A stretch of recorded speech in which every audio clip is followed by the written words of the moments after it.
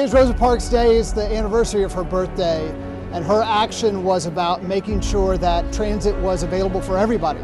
It was about desegregating buses so that everybody could ride.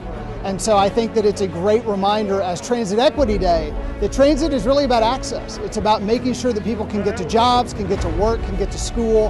And so her legacy is one that's not only about desegregation, but it's also about economic access. There's this incredible 1950s bus behind me, similar to the one that Rosa Parks sat down and wouldn't move on. She was an inspiration that individual people can make a difference, that individual people as part of a whole can really change America. Public transit is really the backbone of making sure that our economy can grow. Whether it's bus or it's rail, it's really the way that we are able to move our lives. And so I think the vision for equity in transit is making sure transit's everywhere, making sure it's affordable, making sure that it goes to the places that we need it to go.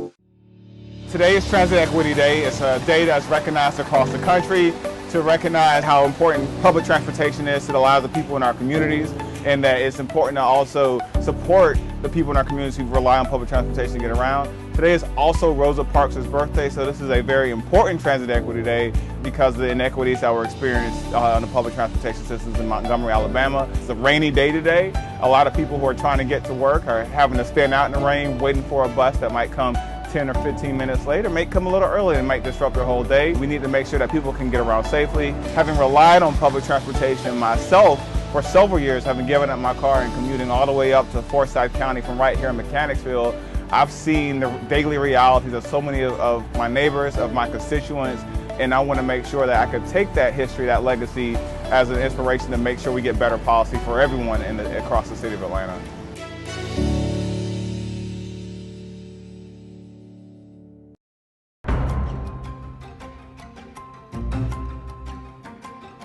This is a great opportunity for the city of Atlanta. The stakes are very high. And today, for me, means the opportunity to immediately get to work on those things that are important to all of us. I am particularly excited about the fact that we have some existing members who previously served. Although I'm not new to the legislative process, I am new to City of Atlanta government. And so certainly I will be leaning on existing members for mentorship and guidance.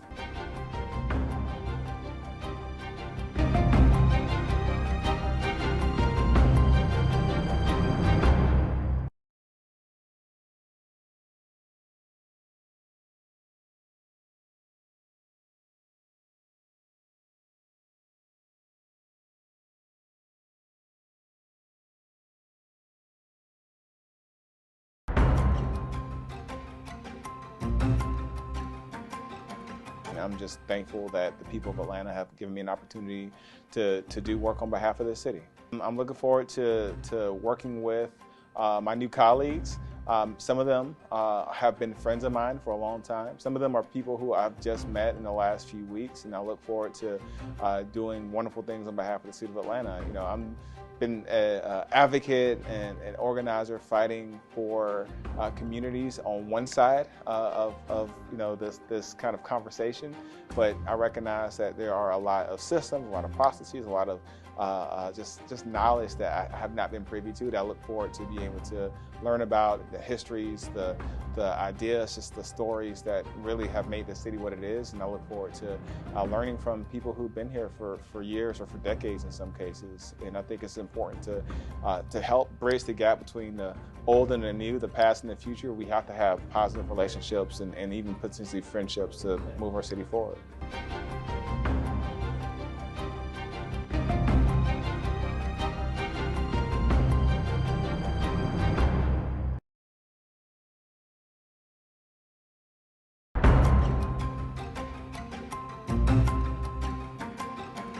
I am very much looking forward to working with the experienced members on council. I've also reached out to several predecessors of mine in the role of Atlanta City Council President for advice as well, and so I'm looking forward to learning. I think this job is very much about learning about the city, learning about what residents need and what they want, and the ways in which we can help. And so I'm very excited to learn from all facets of council and the city in order to try to do a great job in this role. I think today really marks a crossroads for Atlanta and a chance to collaborate on really big things. The mayor-elect, the council, we have a lot of things to do, but I think the spirit in which we come at today is one of working together, of building bridges. I think that's what folks are looking for, and I'm excited to work in that way going forward.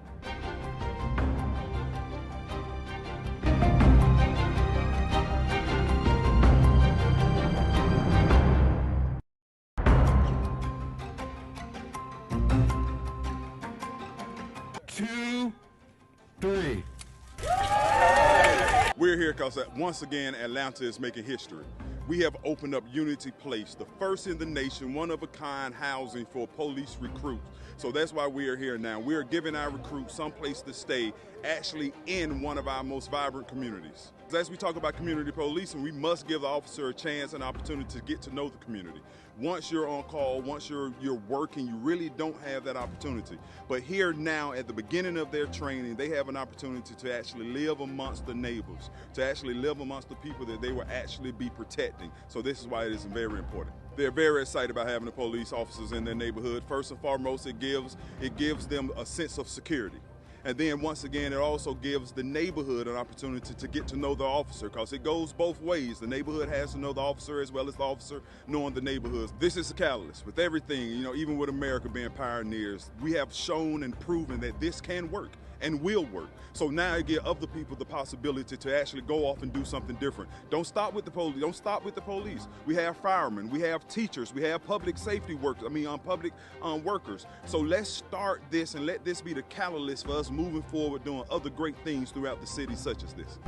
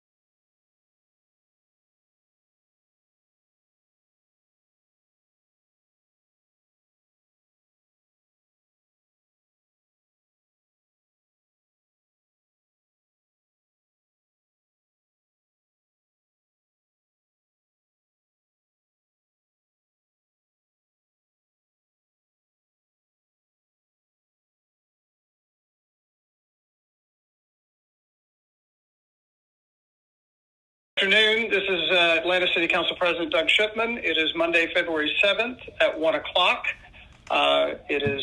Meeting notice has gone out, and so I would like to call to order this meeting of the Atlanta City Council. Mr. Clerk, would you call the roll? President Doug Shipman.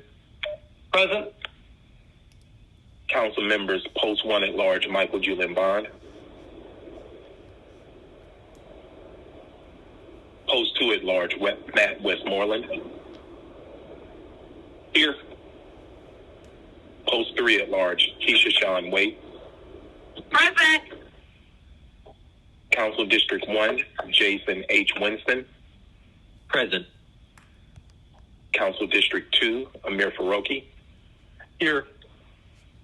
Council District 3 Byron D. Amos. Council District 4 Jason Dozier. Here.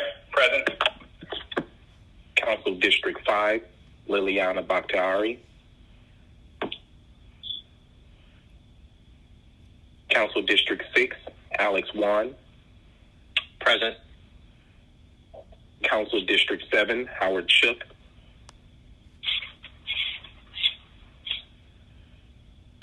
Council District 8 Mary Norwood. Here.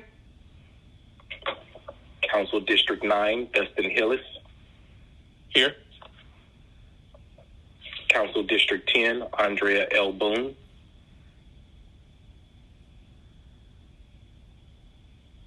Council District 11 Marcy Collier Overstreet. Present. Council District 12 Antonio Lewis. Quorum present.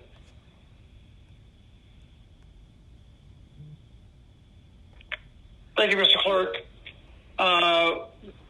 Believe that council members Boone and Bond have now joined as well.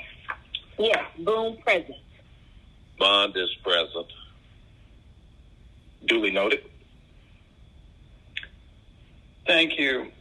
Now move to the adoption of the agenda that was sent out prior to the meeting.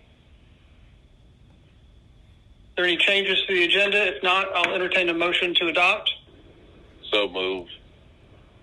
Moved by Mr. Bond. Is there a second?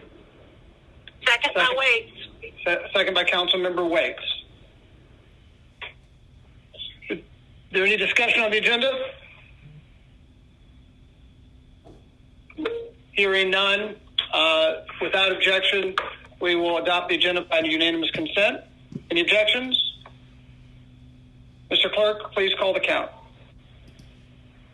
Unanimous consent of members present is 11 yeas, 0 nays. Council President, Mr. Clerk, Councilmember Bakhtiari is on. Duly noted. That would be 12 yeas, 0 nays. Mr. Clerk, Councilmember Byron Amos is on as well.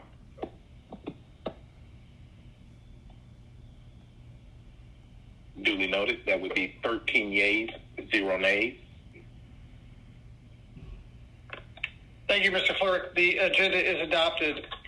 We'll now move to the invocation. We have with us virtually today Atlanta Police Department Chaplain Mark House.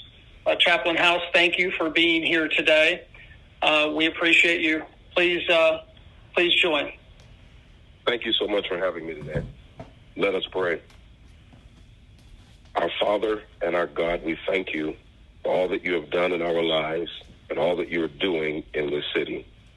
We ask your blessing upon these who have been called to lead the community in which they live, work, and play. Help them as leaders not to ask first, how do we fix this? But what do we need to learn? How might we need to change? And to whom might we need to listen? Remind them, because we all forget from time to time, especially in our busy lives, that not only are we leaders, but we're also servants first, and that our responsibility is to serve the good for all. Grant them the wisdom and courage to know what to do that is right, good, and true. May they speak out when it is time to speak, listen when it is time to hear, patiently and receptively hear when it is time. And may they always be guided by your spirit and the spirit of this community, and by the spirit of justice and by the spirit of love. We pray that you would bless our city, all that live here, all that come and visit here. In your holy name we pray. Amen. Thank you so much. We'll now move to the Pledge of Allegiance. If you join me in the pledge. I pledge allegiance to the flag of the United States of America and to the republic for which it stands, one nation, under God, indivisible, with liberty and justice for all. Thank you. Mr. Clerk, I would just note that I believe Council members Lewis and Shook have now joined. Duly noted. Let's move now to proclamations, commendations, and other special awards. Mr. Clerk, I know that there's one proclamation today. Are there other items? No, Mr. President. So I will read one proclamation of the Atlanta City Council. This is in recognition of Arbor Day, which is upcoming. Whereas in 1890, the Georgia General Assembly set aside the third Friday of February to plant trees and reflect on the importance of trees in our state. And whereas this holiday, first proclaimed by the state of Nebraska in 1872, is observed throughout the city of Atlanta, the nation, and the world. And whereas, in the words of the Arbor Day's founder, J. Sterling Morton, quote, each generation takes the earth as trustees, end quote. And whereas Arbor Day celebrates the many benefits of trees, which enhance our quality of life by purifying the air and water, preventing soil erosion, moderating temperature, conserving energy, and providing habitat that supports the complex web of life. And whereas urban trees provide shade and beauty in our community and are a source of joy and spiritual renewal wherever they grow. And whereas in this tree planting season, the city of Atlanta will facilitate the planting of over 3,100 trees in our community.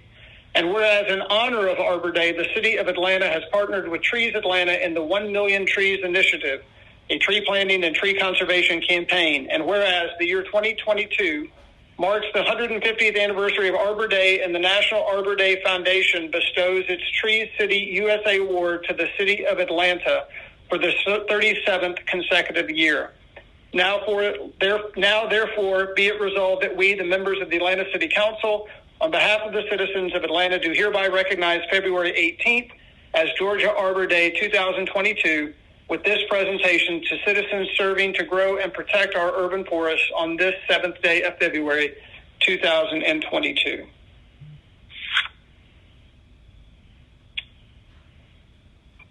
Are there any other items, Mr. Clerk? Thank you, Mr. President. This is Councilmember Boone. Yes, Councilmember. I would like to give a special tribute to Attorney Larry Dingle, who was one of the first African-American clerks for the city of Atlanta, worked his way from a police officer, a brilliant attorney, clerk of the Atlanta City Council, and just a wonderful, wonderful human being who passed over the weekend. We would like to give condolences to his wife, Catherine, and their entire family on the passing of Attorney Larry Dingle.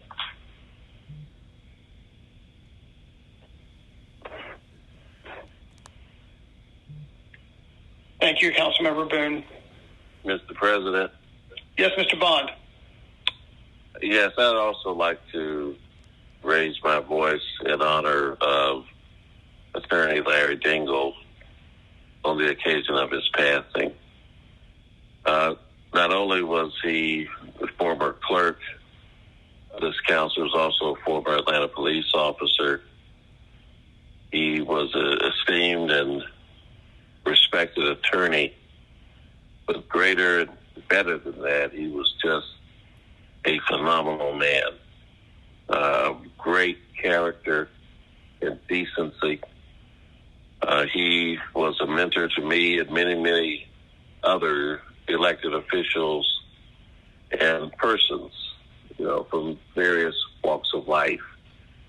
He carried himself with great dignity and aplomb, and he was just a great and wonderful person. If you had the occasion to know him, he was very intelligent, very astute, very balanced, and of course very caring. He would often, he and I often met, not over issues, but as I said earlier, I considered him a mentor, a mentor and friend, and I'm deeply saddened by his passing, and want to add to the condolences that were stated by Councilperson Boone, that we join his family, his lovely wife and children, and all those who loved and cared about him in mourning his passing. He will surely be missed by myself and all others who knew and loved and respected him. Thank you.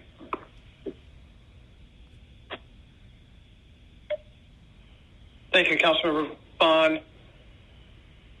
Mr. President? Yes.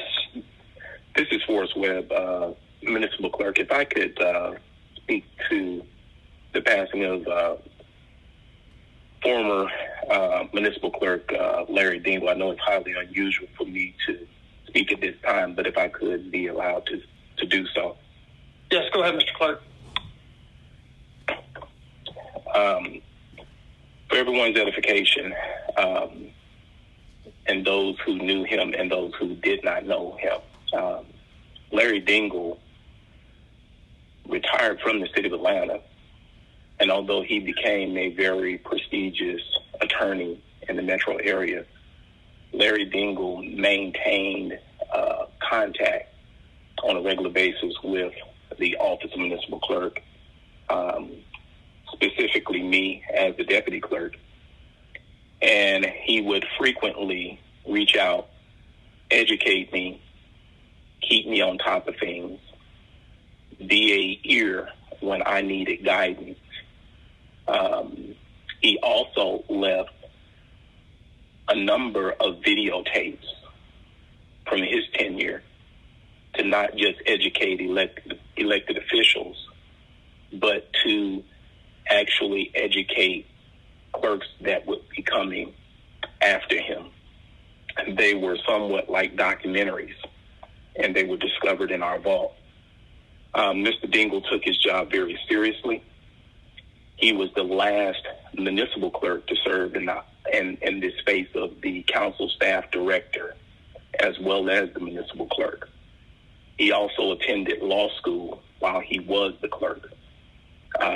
Larry Dingle took everything that he engaged in very seriously. And one of the reasons why I may project the way I project on a regular basis, I try my best to emulate Larry Dingle as much as I possibly can. Larry Dingle was a student of the Constitution, of the Charter, and the Code for the City of Atlanta. He never deviated from it. Even when you had differences with Mr. Dingle, he eloquently argued or debated the merits of his position and respectfully received the merits of your position. I'm deeply saddened, as the Office of Municipal Clerk is, because as I indicated before, he maintained contact with us. He knew every staff person in the Office of Municipal Clerk and never put us in a compromising position, although he was an attorney and occasionally did business with the City of Atlanta. He never compromised the integrity of the Office of Municipal Clerk, nor himself. He will be deeply, deeply missed by the Office of Municipal Clerk. And with all due respect, I would ask that the council president, as well as the chair of CLC, consider a recommendation by me as the municipal clerk to potentially name the committee room in his honor, as he did a great deal of work in the City of Atlanta. And I think it would be appropriate, as we have named the council chambers, the Marvin Arrington council chambers, I would think that it would be appropriate to name the committee room the Larry M. Dingle Committee Room. And I respectfully apologize if I stepped outside of my authority to make such a recommendation at this time, but I felt it was prudent for me to speak, and I felt it prudent to bring everyone up to speed as to what the loss was, not just to Minnie and his family, and our hearts go out to those family members, but he was a gem of a guy. And oftentimes when people pass, we have all of these eloquent things to speak about them. He lived his life in a manner that was so respectful that he left an indelible mark on any and every individual that he came in contact with. Thank you, Mr. President. Thank you, Mr. Clerk.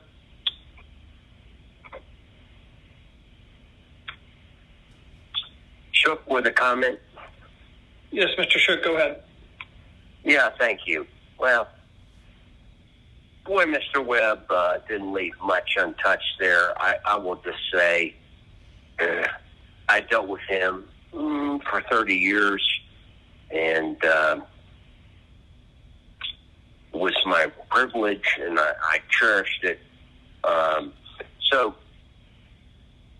what we need to do is somewhere up here where people come and people can see needs to be, I don't know, a plaque, his name, his picture, and it's like, oh, here's what he did, which, by the way, I mean, his life trajectory, you know, were it to come out of central casting, you'd say, no one's going to believe that. But, yeah, I spent most of yesterday, you know.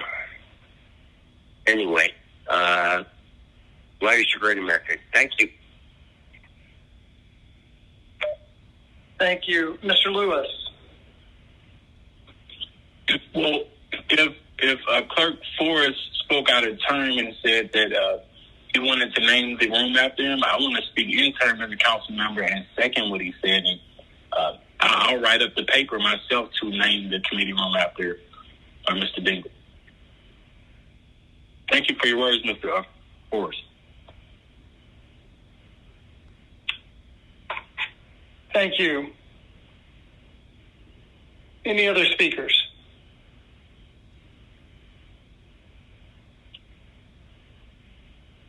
Thank you all. Let's move to remarks by the public.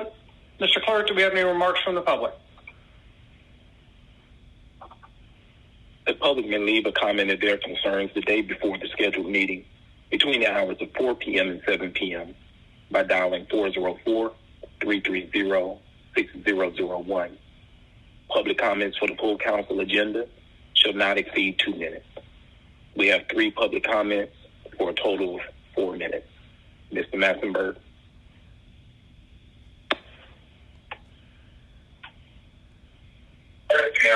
Good afternoon to Council and the Mayor.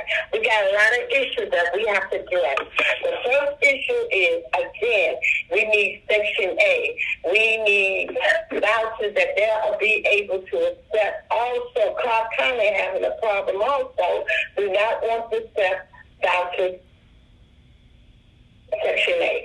Then we also must make a way that we can have rent control. It's very important that we have rent control. Even also in Pickens County, there's not enough shelters, not enough shelter here in Atlanta, and also in the rural area. So this was problems. Then we also 911 problems. Then we got the fire department. They are leaving. Why? We have to address that. Their morale is down. It's because this equipment is not up to date. We have to make sure that the firefighter is getting more money and have their equipment up to date.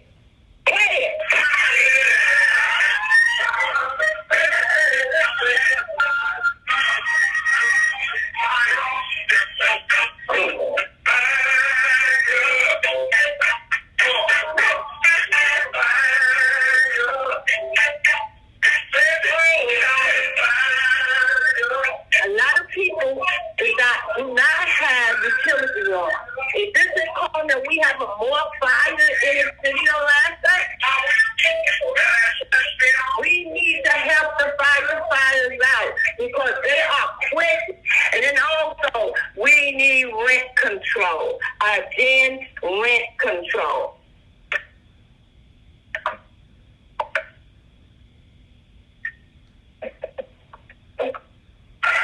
My name is Tracy Thornhill, president of Ashton Local 1644. First off, I want to congratulate everybody on their race, the ones that won. And second, I want to let you know that we're looking forward to working with you guys on getting city wages up and getting equipment for the city of Atlanta. Congratulations again, and congratulations to the mayor. Thank you so much. I am Brother Anthony Muhammad, a spiritual being, recognizing my body is my soul. And I ask the full council to hear my words.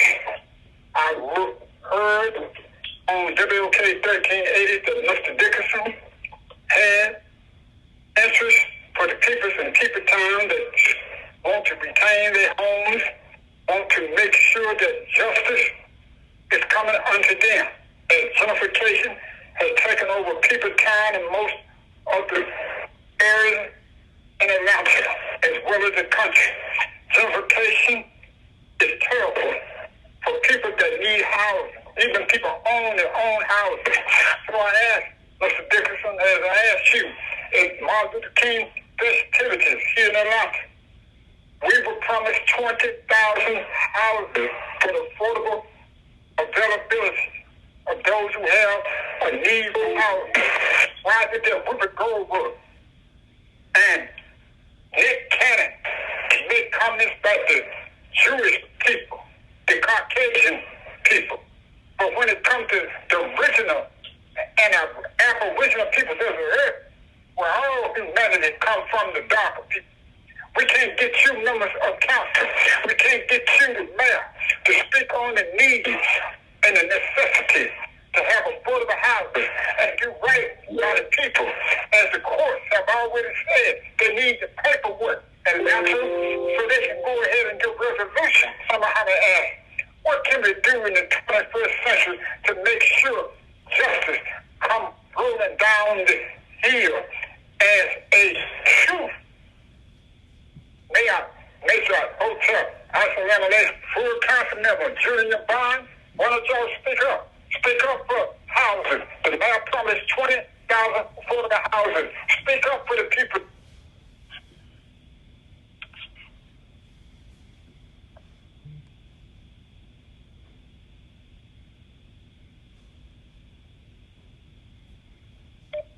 Mr. Webb, does that conclude the public remarks? I believe so, Mr. President. Thank you. Thank you to the public for their comments. We'll now move to the report of the journal. Mr. Clerk? I, Forrest Webb III, Municipal Clerk, do certify that the action minutes of the January 18th, 2022 City Council meeting are true and correct.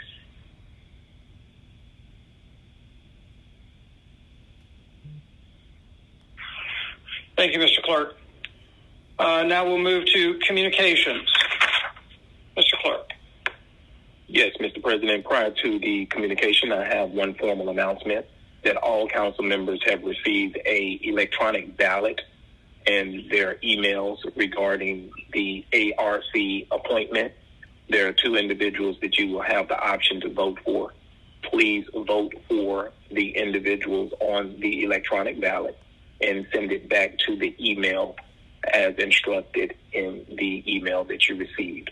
Again, if you would send back the electronic ballot for a representative on ARC, the ballots will be tabulated and reported at the time of the Committee on Council to the Committee on Council chair. Thank you. First, communications. Mr. President, if I could sound items 1 through 5 as a block. Yes, please proceed. 22-C-5015, a communication from Chief Procurement Officer Martin Clark, submitting the January 10th, 2022 through January 14th, 2022 weekly contracts report. 22-C-5016, submitting the January 17th, 2022 through January 21st, 2022 weekly contract report. 22-C-5017, submitting the January 24th through January 28th, 2022 weekly contracts report to the Atlanta City Council and the Clerk of Council pursuant to Section 2-1142 of the Atlanta City Code of Ordinances. 22-C-5018, a communication from Pierre Gaither, Executive Director of the Atlanta Board of Education, submitting the Board of Education's appointment of Ms. Jennifer McDonald to serve the City of Atlanta, Atlanta Public Schools Joint Committee.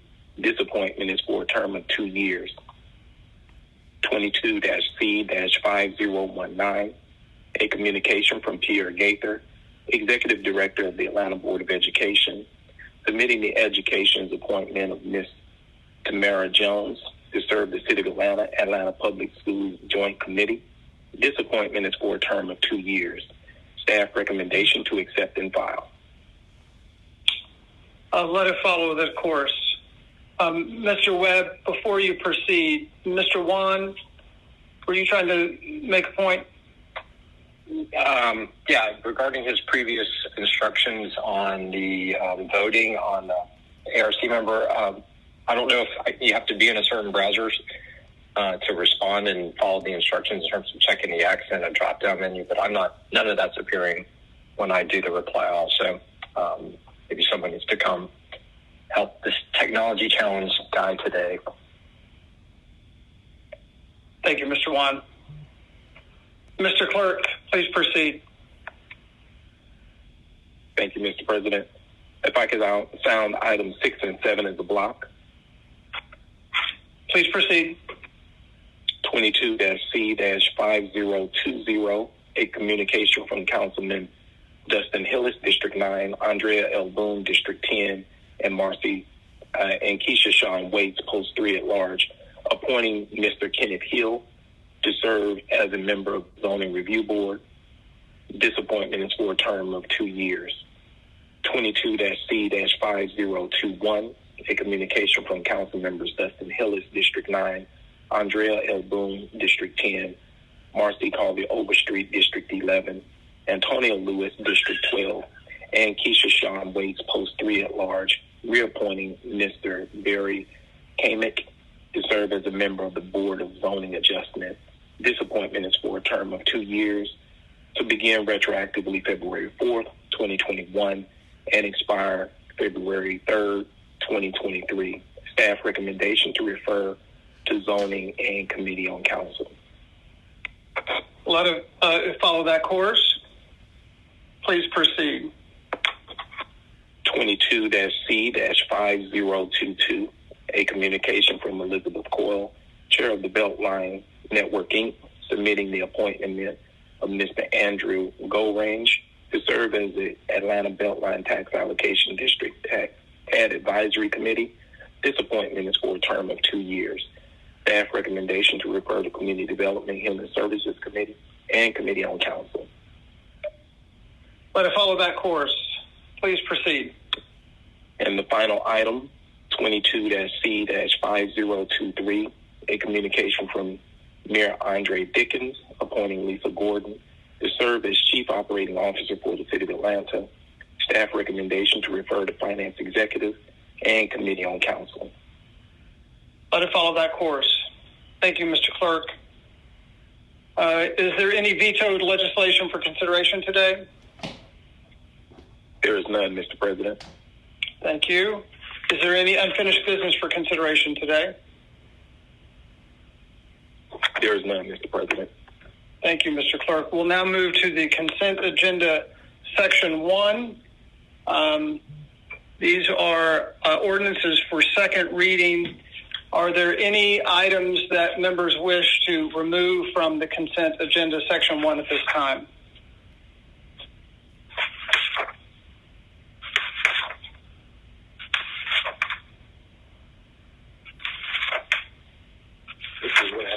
Hearing none, I will entertain a motion for adoption of the consent agenda, Section 1, as presented. Bakhtiari. Second. Moved by Bakhtiari, seconded by Bond. Mr. Clerk, please open the vote on adoption of the consent agenda, Section 1.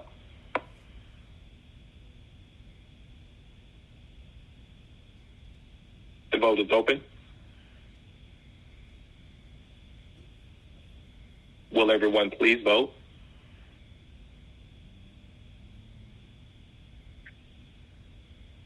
Reflecting votes.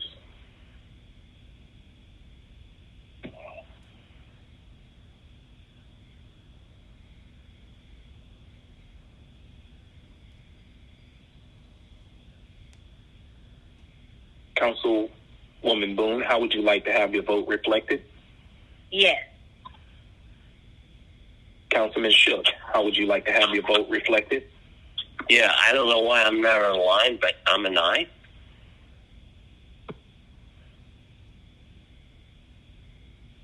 Populating votes. 15 yeas, 0 nays. 15 yeas, 0 nays. The consent agenda, Section 1, is adopted. We'll now move to consent agenda, Section 2. These are ordinances for first reading. Are there any items to be removed from this consent agenda? Okay. Hearing none, we'll let all of those follow their course as recommended. Mr. Farouk. That would be 15. Oh, sorry. Go ahead, Mr. Clark. Yes, sir. That would be 15 yeas, 0 nays. 15 yeas, 0 nays. The consent agenda, Section 2, is adopted. Mr. Farouk. Yeah, there's an item, a resolution, item number 10, 22-R-3059 by Councilmember Overstreet, and she'd requested that we move this post haste to the mayor's office, and I just wanted to, now that we voted on it through consent, just ask that we vote on that to move post haste to the mayor's office, assuming that Councilmember Overstreet feels the same about it. I see that Councilmember Overstreet wants to speak as well. Councilmember Overstreet. Thank you, Chair Faroki and President Shipman. Yes, that's why my hand is raised. I would like to send that item to the mayor's office, post haste 22-R-3059. Do we need a second for that? Juan, second. Moved by Overstreet, seconded by Juan. Is there any objection? Without objection, that will be moved to the mayor's office post haste. Mr. Clerk, please read the count.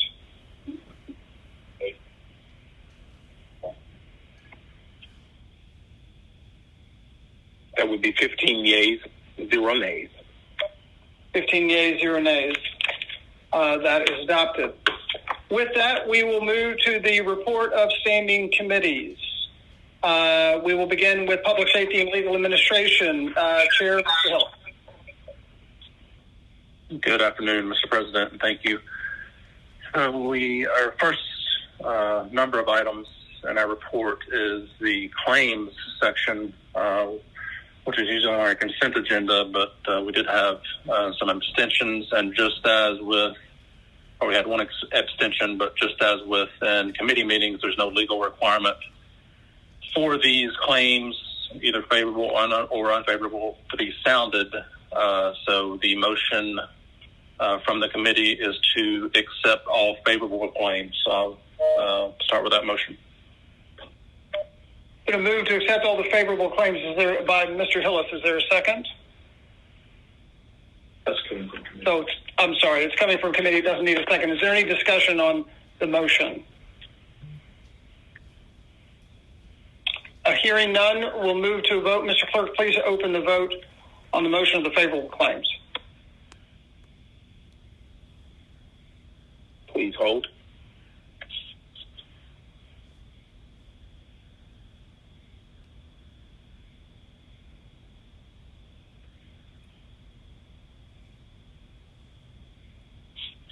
Please continue to hold.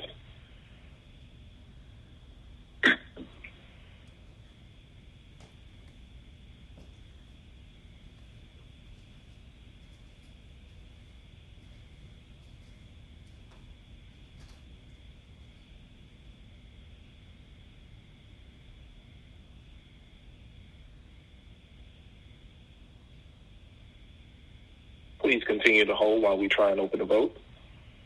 The vote is now open.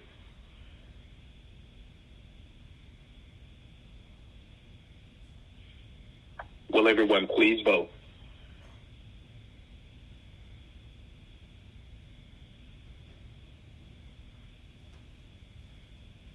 Reflecting votes.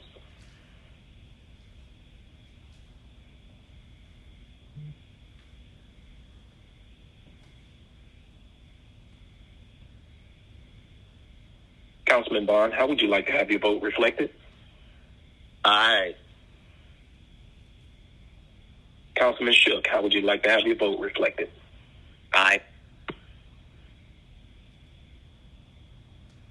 Populating votes. 15 yeas, 0 nays. 15 yeas, 0 nays. The motion is adopted. Chairman Hillis, please proceed. Thank you, Mr. President. Next up is 43 items that are unfavorable claims. I will make a motion the motion from the committee is to unfavorable claims. Discussion of all. Is there any discussion on the motion to adverse on all the unfavorable claims?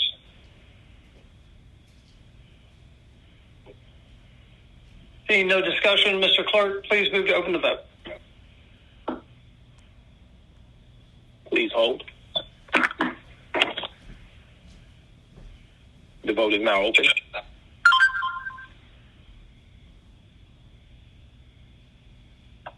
Will everyone please vote?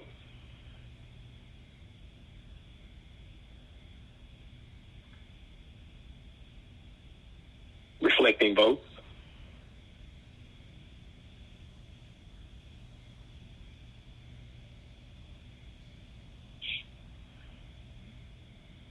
Councilman Bond, how would you like to have your vote reflected? Aye. Councilman Shook?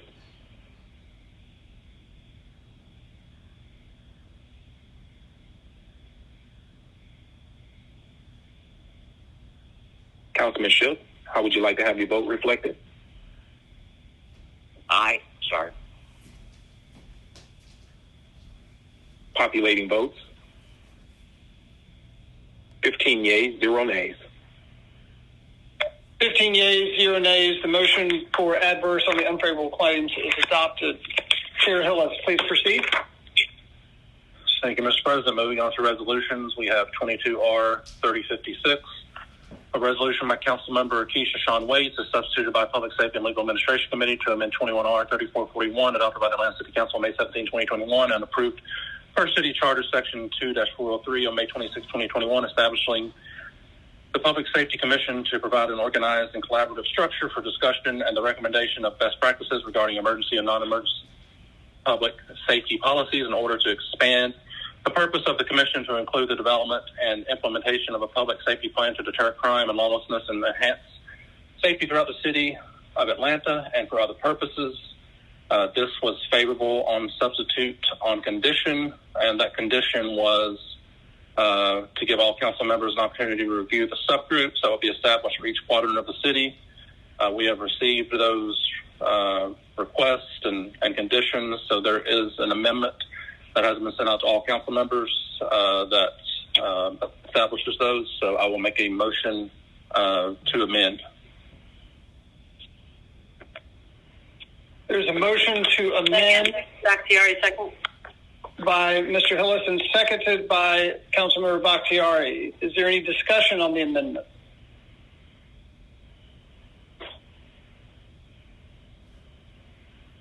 Hearing none, Mr. Clerk, please open the vote on the amendment as proposed.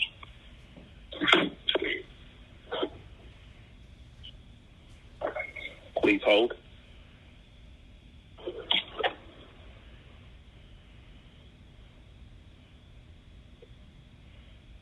The vote is now open. Will everyone please vote?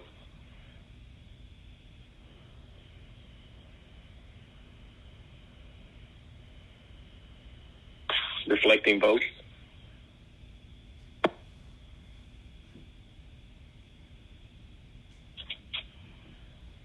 Councilman Bond, how would you like to have your vote reflected? Aye. Councilman Shook? Aye.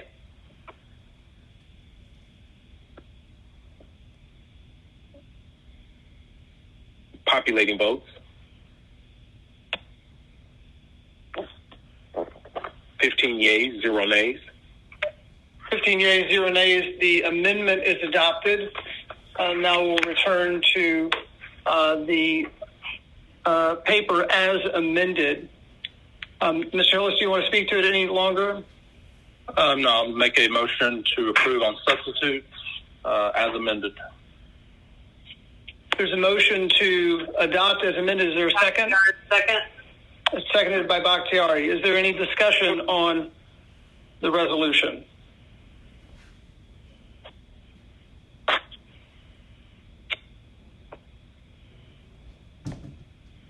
Hearing none, Mr. Clerk, please call the vote.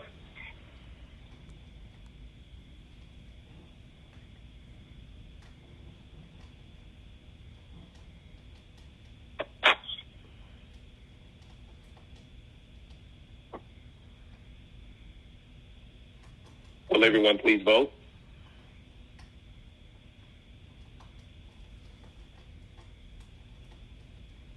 Reflecting votes?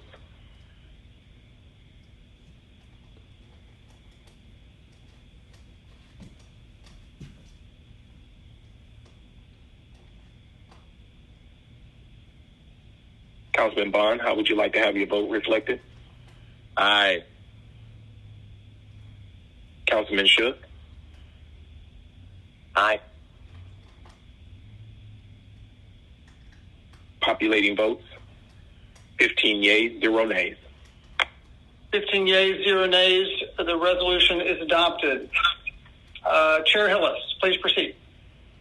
Yes, final item is 22R3112, a resolution by Public Safety and Legal Administration Committee authorizing the mayor or his designee to execute an agreement for IFBS 1200-121 non-consensual record services for vehicles with gross vehicle weight of 10,000 or less with S&W Services of Atlanta, Inc., Futos Record Services, doing business as Futos Incorporated, South Metro Towing Incorporated, B&L Record Services Incorporated, A-Tow Atlanta Incorporated, on behalf of the Department of Police for a term of 5 years with 3 one-year renewal options at the sole discretion of the city, with all revenues received as a result of agreement IFBS 1200-121 to be deposited in 1001 240201 33223002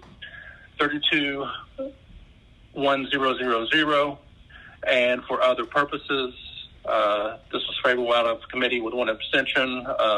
I requested to receive some additional information about this, and that was sent to all members. Again, the motion from the committee is to approve. Is there any discussion on the resolution?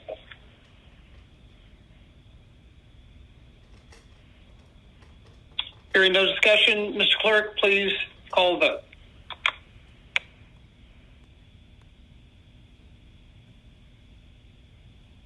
The vote is open.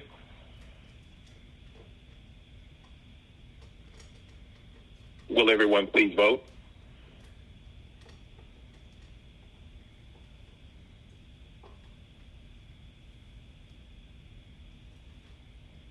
Reflecting votes?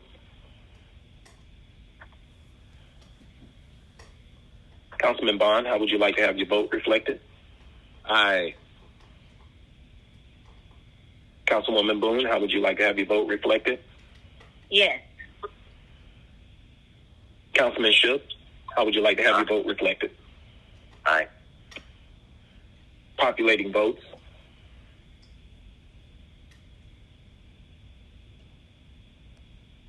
(15 yeas, 0 nays). 15 yeas, 0 nays. The resolution is adopted. Chair Hillis, anything else? Thank you, Mr. President. That completes the report of the Public Safety and Legal Administration Committee. Thank you very much. We'll now move to the City Utilities Committee. Chair Shook. Yeah, thank you. Ms. Kempson, right? Because I've been excommunicated from the system, could you please read the captions? Well, we'll go one by one at the first paper today.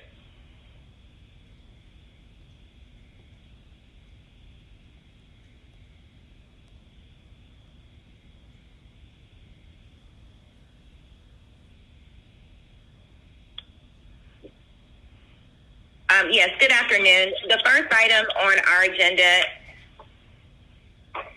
is item number 1 is 22-1027, an ordinance by City Utilities Committee authorizing the Chief Financial Officer to amend the fiscal year 2022 Water and Wastewater Renewal and Extinction Fund budget in the amount of $2,000,000 to transfer funds from the watershed reserves for appropriations and add funds to the small water meter installation project and for other purposes. Okay, and discussion, and there was a nay vote, and discussion around this in committee was involved how long's the wait for a small meter, what are the problems, what's the disadvantage and impede, participation. We got a lengthy report late last week from Watershed Management, kind of outlining that. Based on that, I'll move approval. There's been moved for approval. Is there any discussion on the ordinance?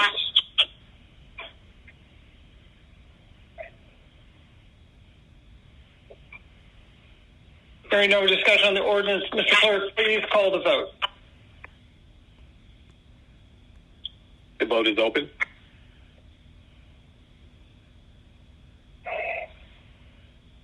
Will everyone please vote?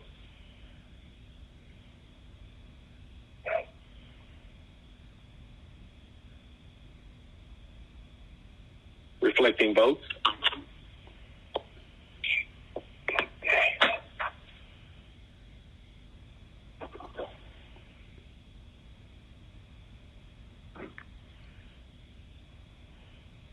Councilman Bond, how would you like to have your vote reflected? Aye. Populating votes. Vote is now closed. 15 yeas, 0 nays. 15 yeas, 0 nays. The ordinance is adopted. Chair Shook, please proceed. Yeah, thank you, Ms. Kempson. Right, please read the caption of the resolution. I can't bring it up before. Yes, Mr. Chair. Item number 2 is 22R3118, a resolution by City Utilities Committee authorizing the mayor or his designee to execute the Second Amendment to Agreement FC 10118, Cooperative Purchase Agreement for Small Water Meter Installation and Replacement Service with KM Davis Contracting Company Incorporated via Cobb County Water System Contract, fiscal year 18-19, new water meter installations for small water meter installation and replacement services on behalf of the Department of Watershed Management to have funding for small water meter installation and replacement services in an amount not to exceed $2,000,000. All contracted work to be charged to and paid from the Fund Department organization and account number listed herein and for the purposes. Okay. And again, we also got a kind of a lengthy historical background, MBE, disadvantaged participation scorecard. Here's why we need this. So I will move approval. Is there any discussion on the resolution? 1 second. This came with no recommendation. Thank you, Mr. Wan. Been moved by Mr. Shook. It's been seconded by Mr. Wan. Is there any discussion on the resolution? Hearing none, Mr. Clerk, please move to vote. The vote is open.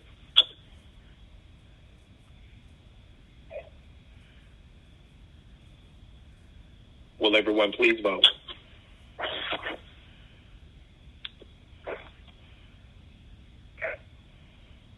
Reflecting votes.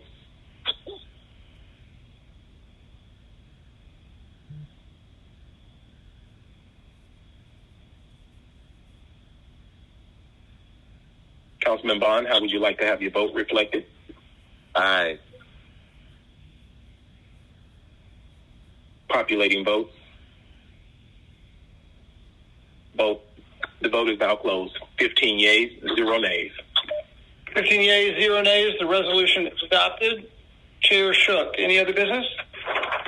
No, just a reminder, please, committee members, get your goals and objectives in by Wednesday. Thank you. Thank you. We'll now move to the report of the Community Development and Human Services Committee. Chair Dozier. Thank you so much, Council President Shipman. We honestly don't have much for our report. We have one communication item. That is Communication 22-C-5010, which is a communication from Danielle Hampton, Chair of the Audit Committee, submitting the performance audit report for building and zoning enforcement.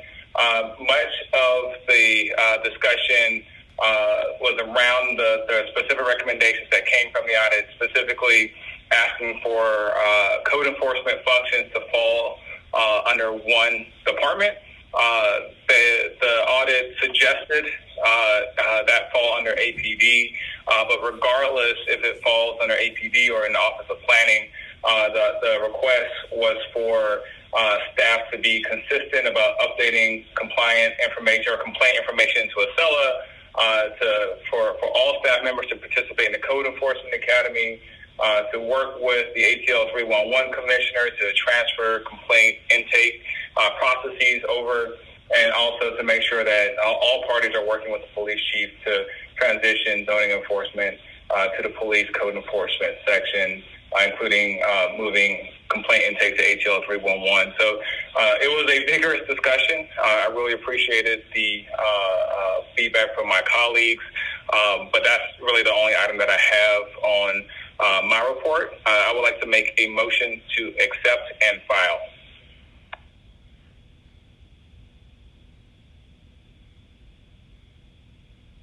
Thank you, Chair Dozier. Is there a second? Second, Amos. Seconded by Amos. Is there any discussion on the motion?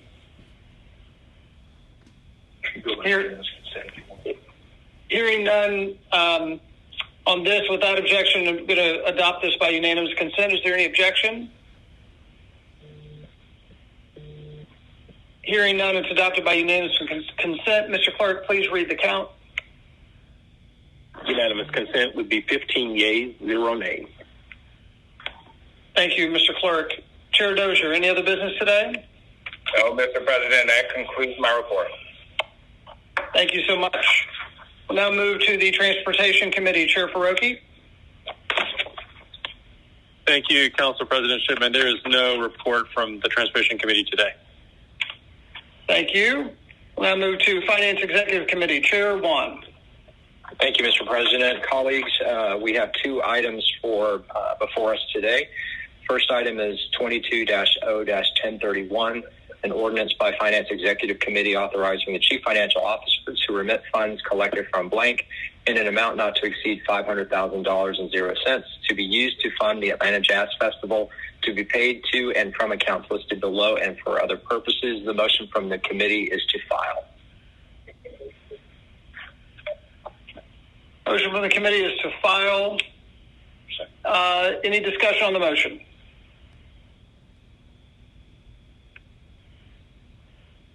Hearing none, we'll move to a vote. Mr. Clerk, please open the vote.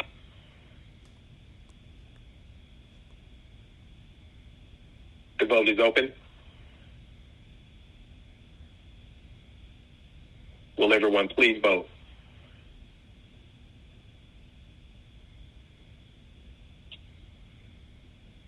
Will everyone please vote?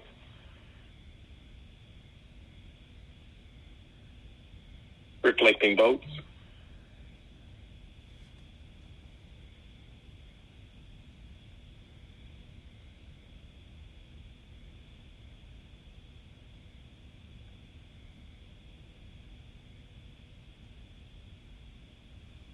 Councilman Bond, how would you like to have your vote reflected?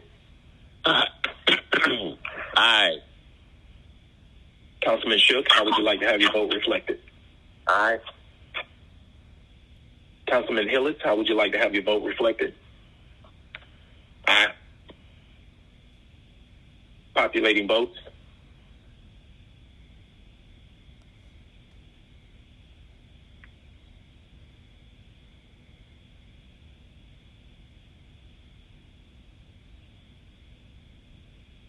The vote is now closed. 15 yeas, 0 nays. 15 yeas, 0 nays. The motion to file is passed. Chair Wan, please continue. Thank you, Mr. President. Colleagues, the next item is 22-01069, an ordinance by Councilmember Marcy Collier Overstreet authorizing the Chief Financial Officer to amend the fiscal year 2022 budget by transferring funds from the General Fund non-departmental account to the Jazz Festival non-capital trust fund account in the amount of $400,000.00 to support the 2022 Atlanta Jazz Festival, and authorizing that all Jazz Festival contracted work shall be paid from the accounts listed herein and for other purposes.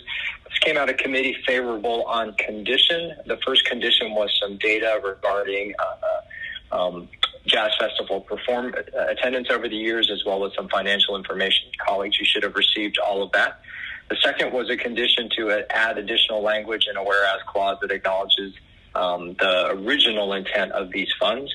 And so before you have in your packet, you have an amendment that we will need to address first that accomplishes that. I will read in the amendment. It amends the legislation to add the below whereas clause.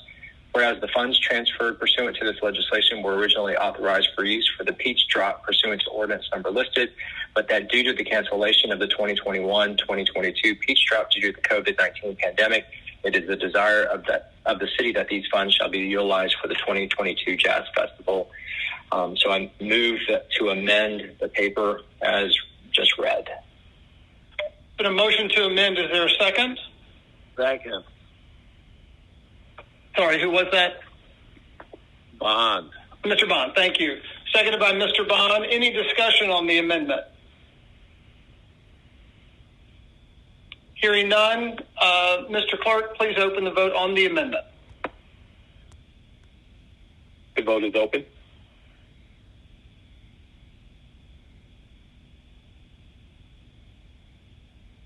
Will everyone please vote?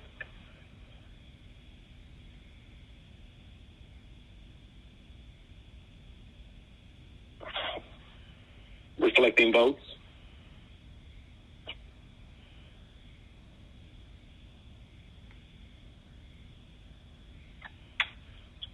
Councilman Shook, how would you like to have your vote reflected? An aye. Populating votes. Vote is now closed. 15 yeas, 0 nays. 15 yeas, 0 nays. The amendment is adopted. Mr. Wan, please continue. No, sorry. Yes. Now that the amended paper is before us, I move to approve as amended. Been a motion to approve the ordinance as amended. Is there a second? Second. Shook. Second by Mr. Shook. Is there any discussion on the amended ordinance? Hearing none, Mr. Clerk, please open the vote. The vote is open. Will everyone please vote?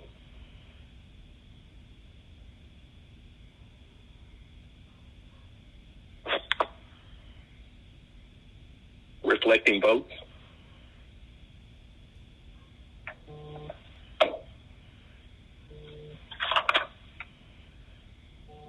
Councilman Bond, how would you like to have your vote reflected? Aye. Councilwoman Boone, how would you like to have your vote reflected? Yes. Councilman Lewis, how would you like to have your vote reflected? Yes. Populating votes. Vote is now closed. 15 yeas, 0 nays. 15 yeas, 0 nays. The ordinance passes. Chair Wan, any other business? Thank you, Mr. President. That concludes my report. Thank you. Now move to the Committee on Council. Chair Boone. Thank you, Mr. President. Good afternoon, everyone. Please turn to page 40 on your agenda for the reporting of the Standing Committee on Council. For item number 1, Communications 22-C-5011, a communication from Debbie Kopczynski, President, Atlanta Planning Advisory Board, submitting the appointment of Ms. Corrine Dick to serve as a member of the Atlanta Bill Tax Allocation TAG Advisory Committee. This appointment is for a term of 2 years. Colleagues, this item was found favorable. Motion to adopt. The motion to adopt is coming from committee. It doesn't need a second. Is there any discussion on the motion? Hearing none, without objection, we can adopt this with unanimous consent. Is there any objections? Hearing none, the motion is adopted via unanimous consent. Mr. Clerk, please sound the count. Unanimous consent of members present is 15 yeas, 0 nays. 15 yeas, 0 nays. It is adopted. Chair Boone, please proceed. Next item 22-C-5012, a communication from Debbie Kopczynski, President, Atlanta Planning Advisory Board, submitting the appointment of Ms. Tansy Paris to serve as a member of the Public Safety Commission. This item was found favorable. Motion to adopt. Been a motion to adopt. Is there any discussion? Hearing none, without objection, we can adopt this via unanimous consent. Is there any objection? Hearing none, Mr. Clerk, please sound the count. Unanimous consent of members present is 15 yeas, 0 nays. 15 yeas, 0 nays. Communications. The motion is adopted. Chair Boone, please proceed. 22-C-5013, a communication from Debbie Kopczynski, President, Atlanta Planning Advisory Board, submitting the appointment of Ms. Dorothy Hurst to serve as a member of the Public Safety Commission. This item was found favorable by committee. Motion to adopt. A motion to adopt. Is there any discussion on the motion? Hearing none, without objection, this will be adopted via unanimous consent. Is there any objection? Hearing none, Mr. Clerk, please sound the count. Unanimous consent of members present is 15 yeas, 0 nays. 15 yeas, 0 nays. The motion is adopted. Chair Boone, please proceed. Item 22-C-5014, a communication from Council Members Liliana Battiera, District 5, Alex 1, District 6, and Matt Westmoreland, Post 2 at large, appointing Mr. Jack Pyburn to serve as a member of the Zoning Review Board. This appointment is for a term of 2 years. This item was found favorable. Motion to adopt. Is there any discussion on the motion? Without objection, this motion will be adopted by unanimous consent. Are there any objections? Hearing none, Mr. Clerk, please sound the count. Unanimous consent is 15 yeas, 0 nays. 15 yeas, 0 nays. The motion is adopted. Chair Boone, please proceed. And now to resolutions. First item, 22-R-3135, a resolution by Committee on Council to express the intent of the Atlanta City Council to start the 2022 redistricting process of amending council district boundaries as a result of the 2020 decennial census as required by the Atlanta City Charter, Section 5-202, reapportionment of council districts. This item was found favorable. Motion to adopt. Any discussion on the motion to adopt the resolution?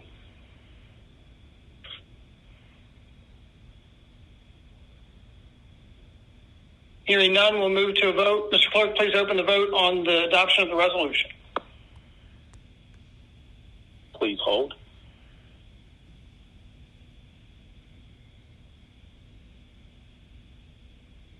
The vote is now open.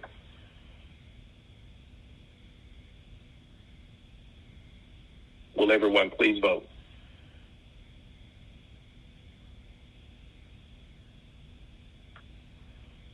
Reflecting votes.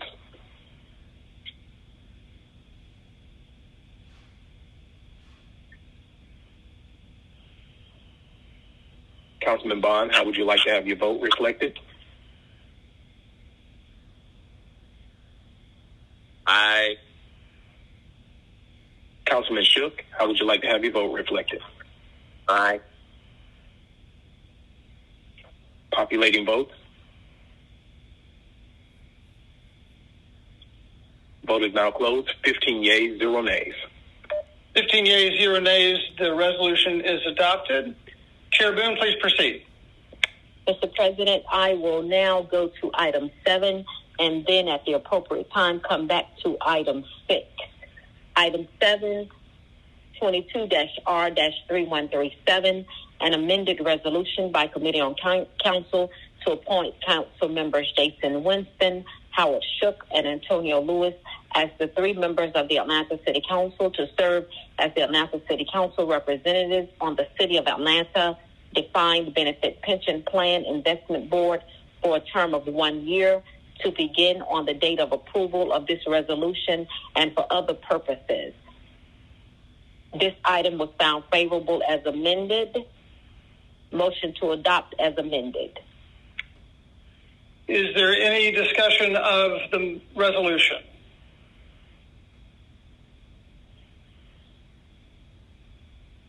Hearing none, Mr. Clerk, please open the vote on the motion to adopt the resolution. The vote is open.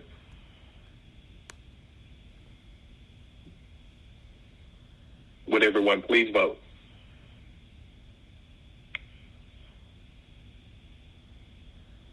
Reflecting votes.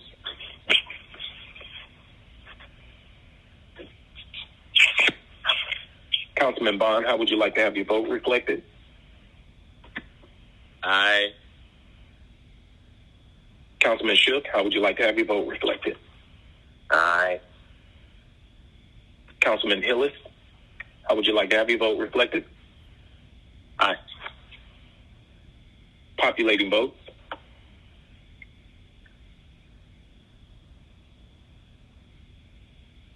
Vote is now closed. 15 yeas, 0 nays. 15 yeas, 0 nays. The motion to adopt the resolution passes. Chair Boone, please proceed. Mr. President, I would like to come back to item 6. We have not received all ballots. Council members, please turn in your ballots to Mr. Forrest Webb for your selection for the Atlanta Regional Commission appointee. Mr. President, I would like to come back to that item. Without objections. That's fine. Chair Boone, please proceed. That will conclude my report until we get that item back in, those ballots in. Without objection, let's go ahead and move to zoning, and we'll come back to this item. Are there any objections? Hearing none, zoning committee report. Chair Overstreet. Thank you, President Shipman. We can all turn our pages or scroll down to around page 42. And we'll start with ordinances for second read. I would like to take items 1, 2, and 3 as a block, if that's okay. Please proceed. Number 1, legislation number is 22-0-1003. The zoning case number is Z-21-101. The location is 515 Whitehall Street, Southwest. The ordinance is to rezone from I-2 heavy industrial to I-mix industrial mixed use. Number 2, legislation number 22-0-1012, zoning case number Z-21-113. The location is 965 967, 973, and 975 Howard Mill Road Northwest, 956 3rd Street, aka 963 Howard Mill Road, and 950 and 968 Image Avenue. The ordinance is to rezone from I-1 in light, which is light industrial, to MRC3 mixed residential commercial.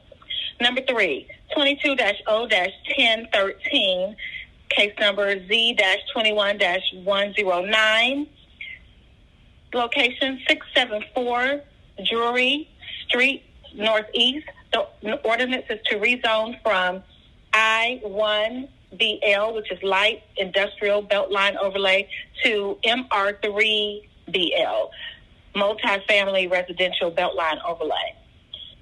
These items were favorable out of committee. I make a motion to adopt. There's been a motion to adopt these 3 items. Is there any discussion on the motion? This is Councilmember Dozier.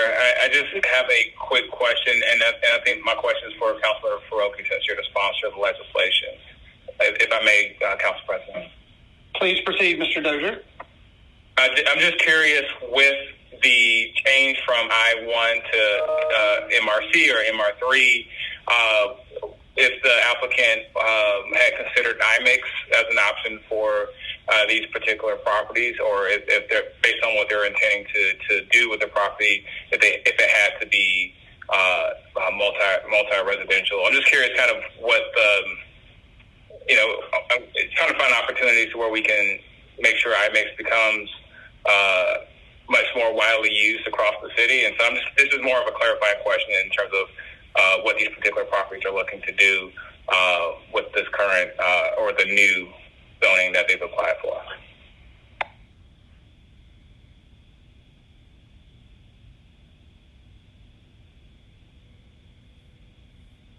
Councilmember Faroki. I'm sorry, Councilmember Rishi. Why have you turned to me? I apologize. Because he question to you. He said that this was in your district. It was your legislature.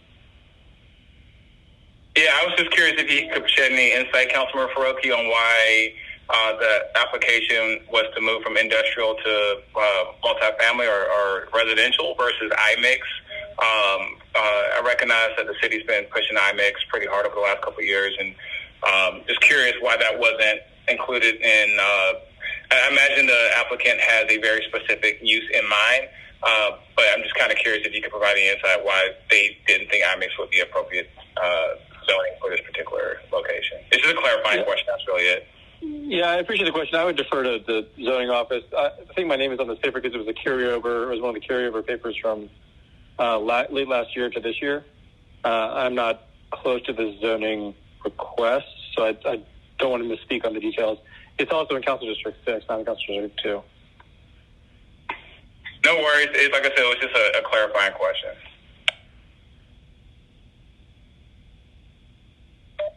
Thank you. Any other discussion on the motion?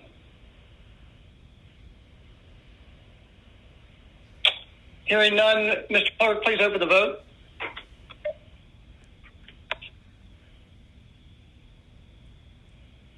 The vote is open. Will everyone please vote?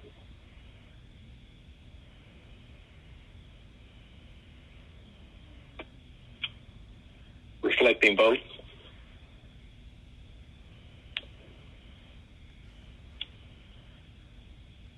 Councilman Bond, how would you like to have your vote reflected? Aye. Councilman Westmoreland? In favor. Councilman Amos? Aye. Councilman Shook? Aye. Populating votes. The vote is now closed. 15 yeas, 0 nays. 15 yeas, 0 nays. The motion to adopt 3 ordinances is approved. Chair Overstreet, please continue. Okay. Quickly, before I move on, just want to make sure that we're clear about a few things. When it's second read, like those ordinances, the question that Councilmember Dozier just proposed, they've already gone through the vetting process pretty much. So NPU, staff, and ZRB have already made their recommendations. And also, those papers have pretty much completed the process, and the alternative districts and ideas have already been considered, and they weren't selected. So usually, by the time it gets, to this place where it's at a second read, it has gone through all of that, and this is probably not the place where any of that will change. So got to catch it before second read.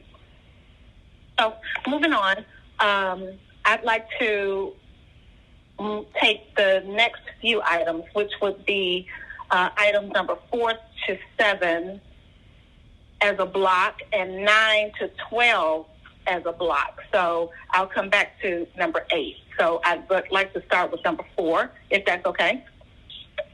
So just to clarify, you're concerned now with 4, 5, 6, and 7 as a block. Is that correct? That's correct. Please proceed. Okay. Legislative number is 22-0-1004, zoning case number U-21-26, location is 168 Lucky Street, Northwest. The ordinance grants a special use permit for an outdoor sales area. Number 5 is 22-0-1005, zoning case number Z-21-106, and it's 3434 Cascade Road, Southwest. The ordinance is to rezone from R3, single-family residential, to C1C, community business district conditional. Number 6, legislative number 22-0-1006, zoning case number Z-21-107, location 1024 Donnelly Avenue, Southwest, and 1024 Donnelly Avenue, rear, 1010 and 1016 Donnelly Avenue, and 960 Lawton Street. The ordinance is to rezone from R4A HC20MBL, which is single family residential Oakland City Historic District Beltline overlay, to MR2 HC20MBL, which is multifamily residential Oakland City Historic District Beltline overlay. And number 7, 22-0-1008, zoning case number Z-21-92, location 681 Whitehall Street. The ordinance is to rezone from I-2, which is heavy industrial, to MRC3, mixed residential commercial. We're skipping 8 for now. We're going to number 9. And that legislation number is 22-0-1010, zoning case number Z-21-103, location 731 North Evelyn Place, Northwest.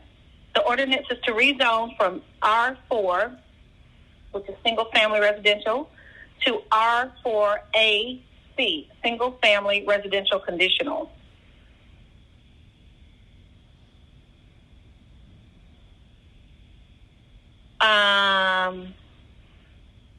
And number 10, 22-0-1011, zoning case number U-21-31, location 1000 Marietta Street, Northwest.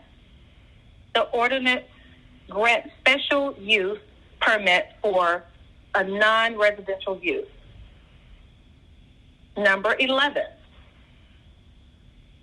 22-0-1014, zoning case number Z-21-94, location 1361 DeSoto Avenue Southwest. The ordinance is to rezone from R4 single-family residential to R4BC, R4BC, which is single-family residential conditional. And number 12, 22-0-1015, zoning case number Z-21-86, location 1074 and 1114 Cheshire Place, Westshire Place, Northwest. The ordinance is to rezone from RG3, which is Residential General Sector 3, to MR4BC, Multifamily Residential Conditional. So the items 4 through 7 and 9 through 12 are favorable as amended out of committee, and I make a motion to adopt. Thank you. There's a motion to adopt those items. Is there any discussion on the motion?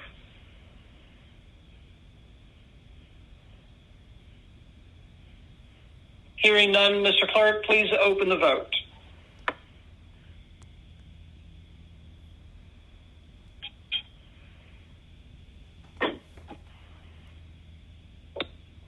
The vote is open. Will everyone please vote?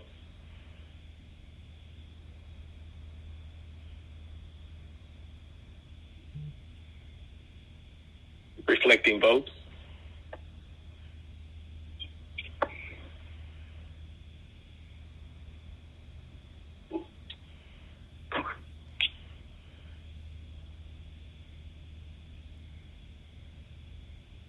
Councilman Bond, how would you like to have your vote reflected? Aye. Councilwoman Boone? Yes. Councilmember Amos? Yes. Councilmember Shipp?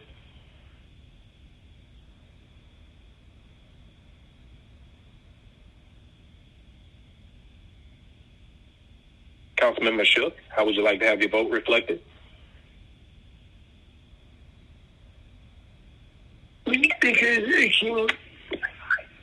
Aye. Populating votes.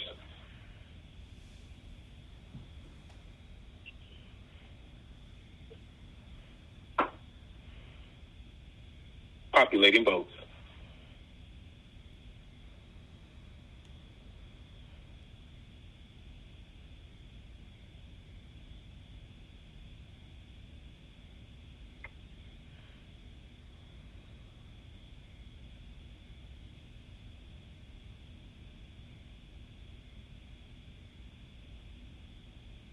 Populating votes. Councilman Shook in the affirmative.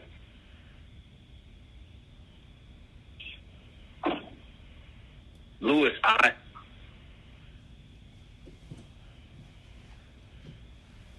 Duly noted.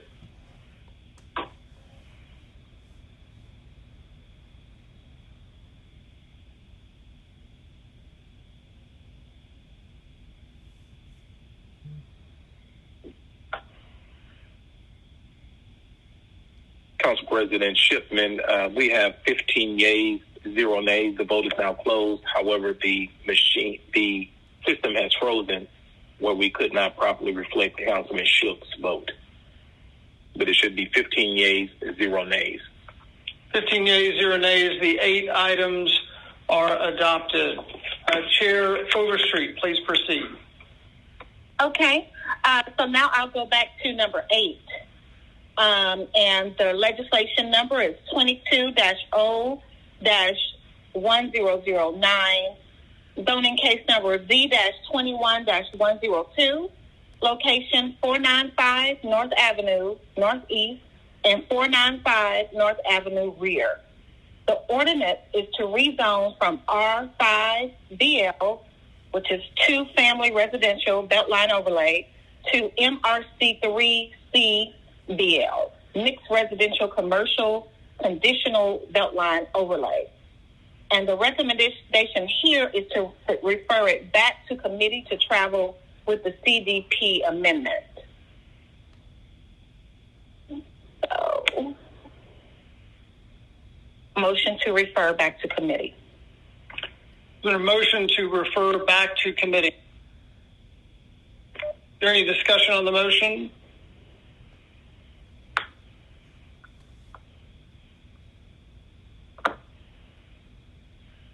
Hearing no discussion, Mr. Clerk, please open the vote.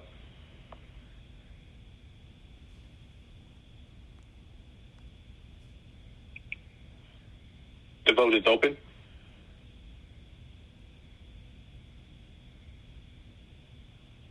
Will everyone please vote?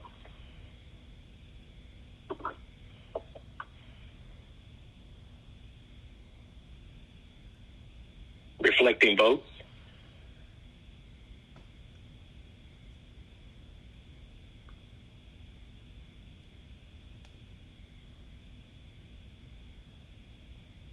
Councilman Bond, how would you like to have your vote reflected? Aye. Councilmember Boone, how would you like to have your vote reflected? Yes. Councilmember Shook, how would you like to have your vote reflected? Aye. Populating votes.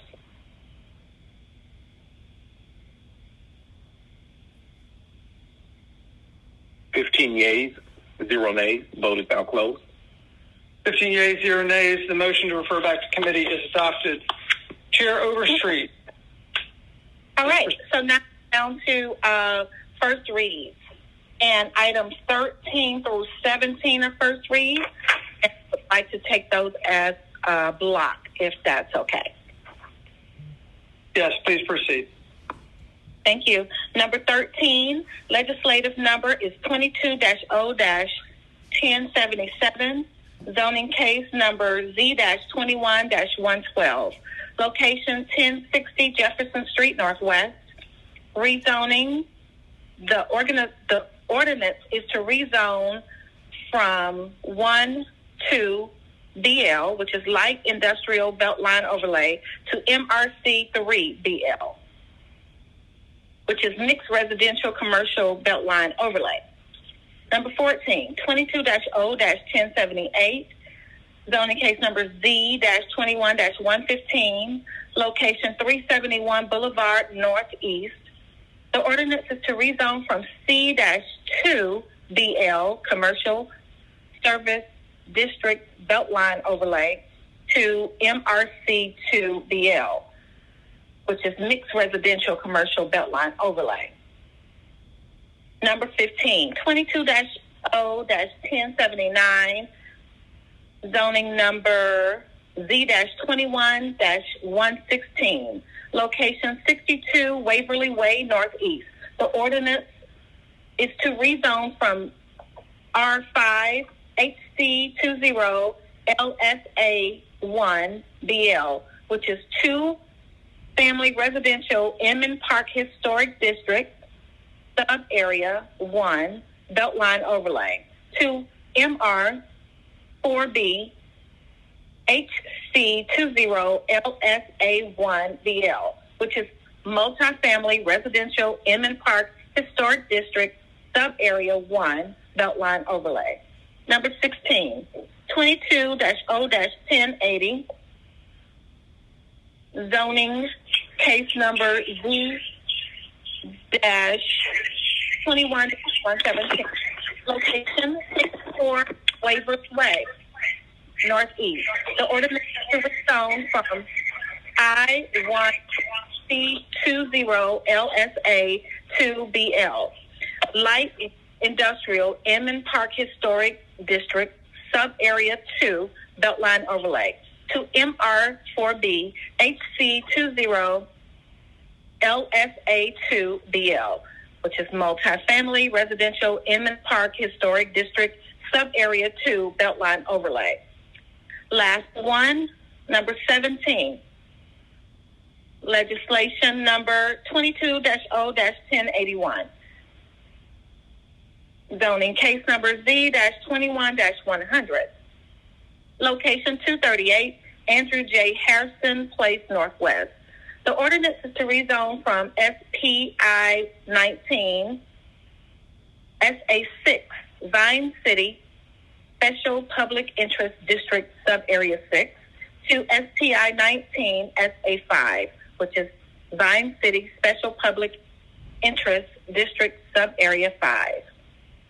The motion on these items 13 through 17 is referred to ZRB and Zoning Committee. There's been a motion to refer these items to ZRB and Zoning Committee. Is there a second? Yes. Yep. Is there a second? Ms. Overstreet made a motion, so we're going to go ahead and go through. Council President, did you need a second? Yes. Yes. Bakhtiari, second. Thank you. These will be adopted via unanimous consent without any objection. Is there any objection to referring these as moved? Hearing none, Mr. Clerk, please sound the count.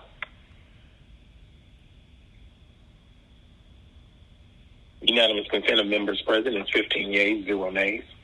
15 yeas, 0 nays. These are the motion passes to refer. Chair Overstreet, please continue. That actually concludes my report. Thank you very much. Thank you so much. We'll now return to Committee on Council for the item that was deferred. Chair Boone. Yes, Mr. Clerk, are we ready? Are all ballots in? We're not ready, Madam Chair. All ballots have not been received. We're missing 2 ballots.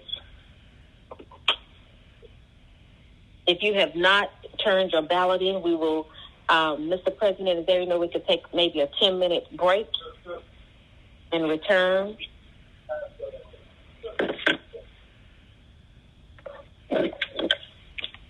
I don't have a ballot. I'm online. It's Mary Norwood. I don't have a ballot. I will ask the staff to send the ballot again, Madam. Thank you. Norwood. Mr. Hillis, would you like to speak? Yeah, while we're waiting, just wanted to, I know some of my colleagues have received notification, but just wanted to let those that have not seen it and also members of the public that may be listening in and our other city colleagues that just want to let them know that an Atlanta police officer was shot off of Old Hapeville Road, southwest, in the leg. He's been transported to Grady.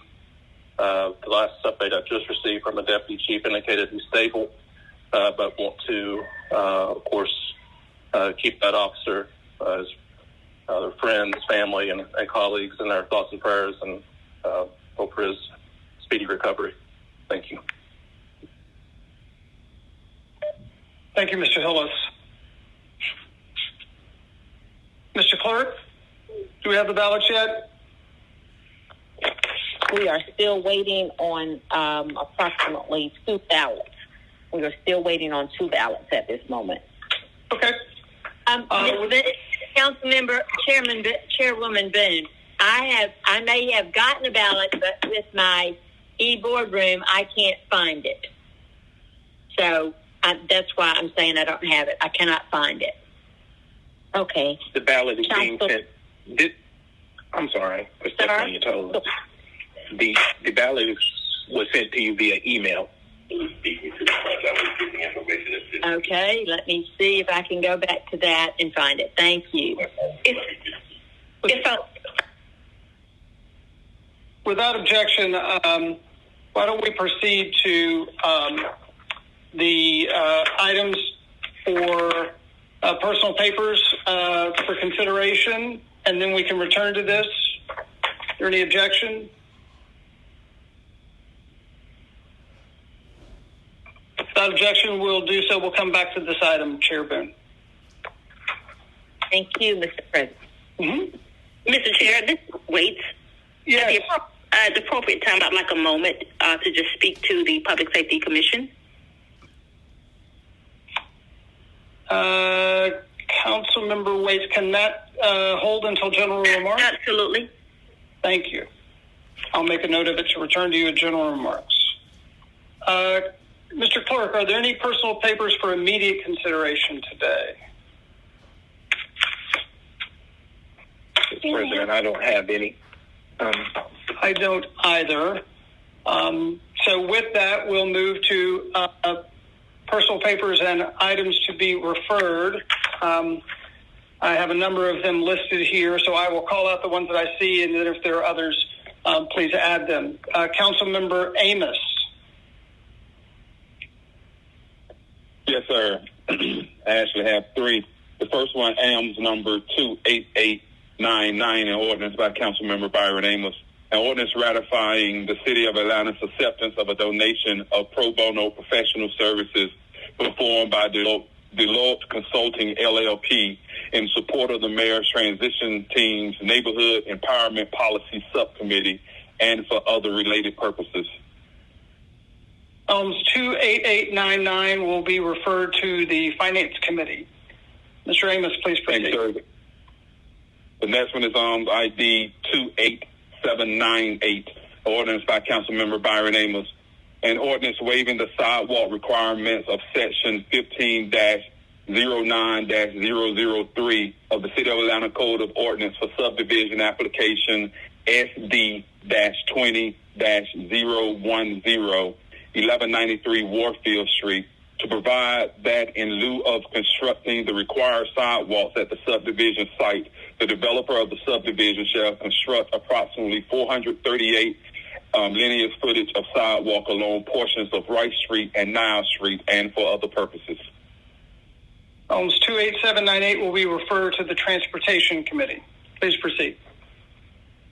Last one, Mr. Chair, is AMS number 28905, ordinance by Councilmember Byron Amos. An ordinance to amend Chapter 10, Alcohol Beverages, Article 1, Section 10-1, Definitions, to create a definition of security plan for Chapter 10, Article 2, Division 2, License, Subdivision 1, General Provisions, Sections 10-48, Application, B-16, and Chapter 10, Article 2, Division 2, License, Subdivision 3, Renewal, Revocation, and Transfer, Section 10-106, Annual Renewal, all forms, and for other purposes. 28905 will be referred to the Public Safety Committee. Any other items? That'll be it, Mr. Chair. Thank you. Thank you. Councilmember Bakhtiari. Yes, Council President, would you mind giving me one moment? Having an issue with my internet. Give me 1 second. Sure.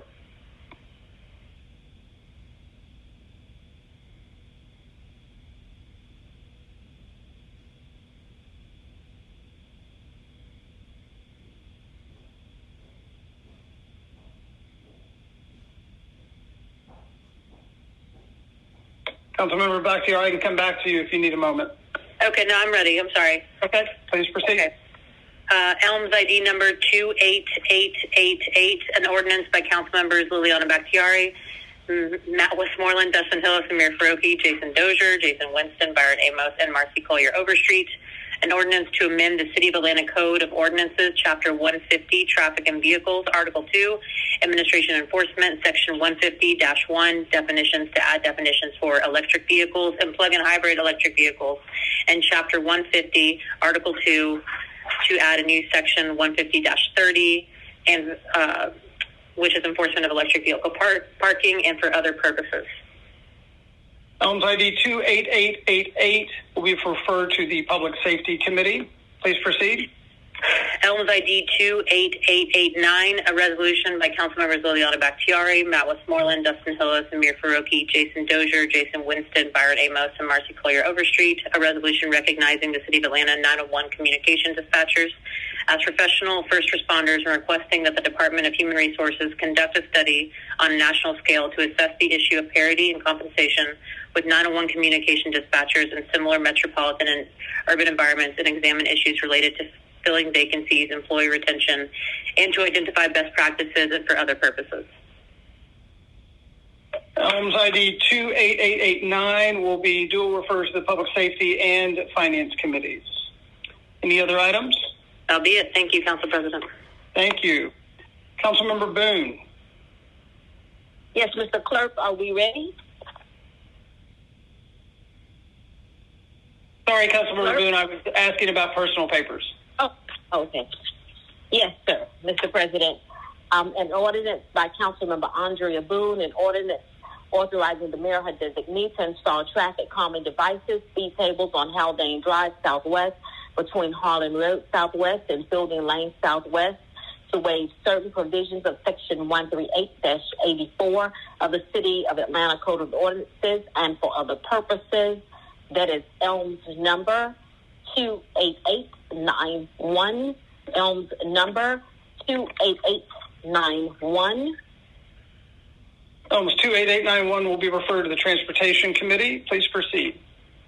Next item, an ordinance by Councilmember Andrea L. Boone, an ordinance authorizing the City of Atlanta to waive the competitive procurement source selection provisions contained in Section 2-1187 of Article Procurement and a Real Estate Code of the City of Atlanta Code of Ordinances and any conflicting code provision, and to authorize and ratify the City of Atlanta's agreement with Emory University to provide Michael Clary, MD, as a service provider and to serve as the Mayor's Office of Violence Reduction Deputy Director, OV Violence Reduction, and to perform certain services in the amount of $9,197.50 per month for an initial term of 1 year from January 10th, 2022, and ending on August 31st, 2022, and automatically renewing for additional 1 year terms and for other purposes. ELMS number 28901. ELMS number 28901. Thank you, Mr. President. Thank you. ELMS 28901 will be referred to the Finance Exec Committee. Councilmember Bond.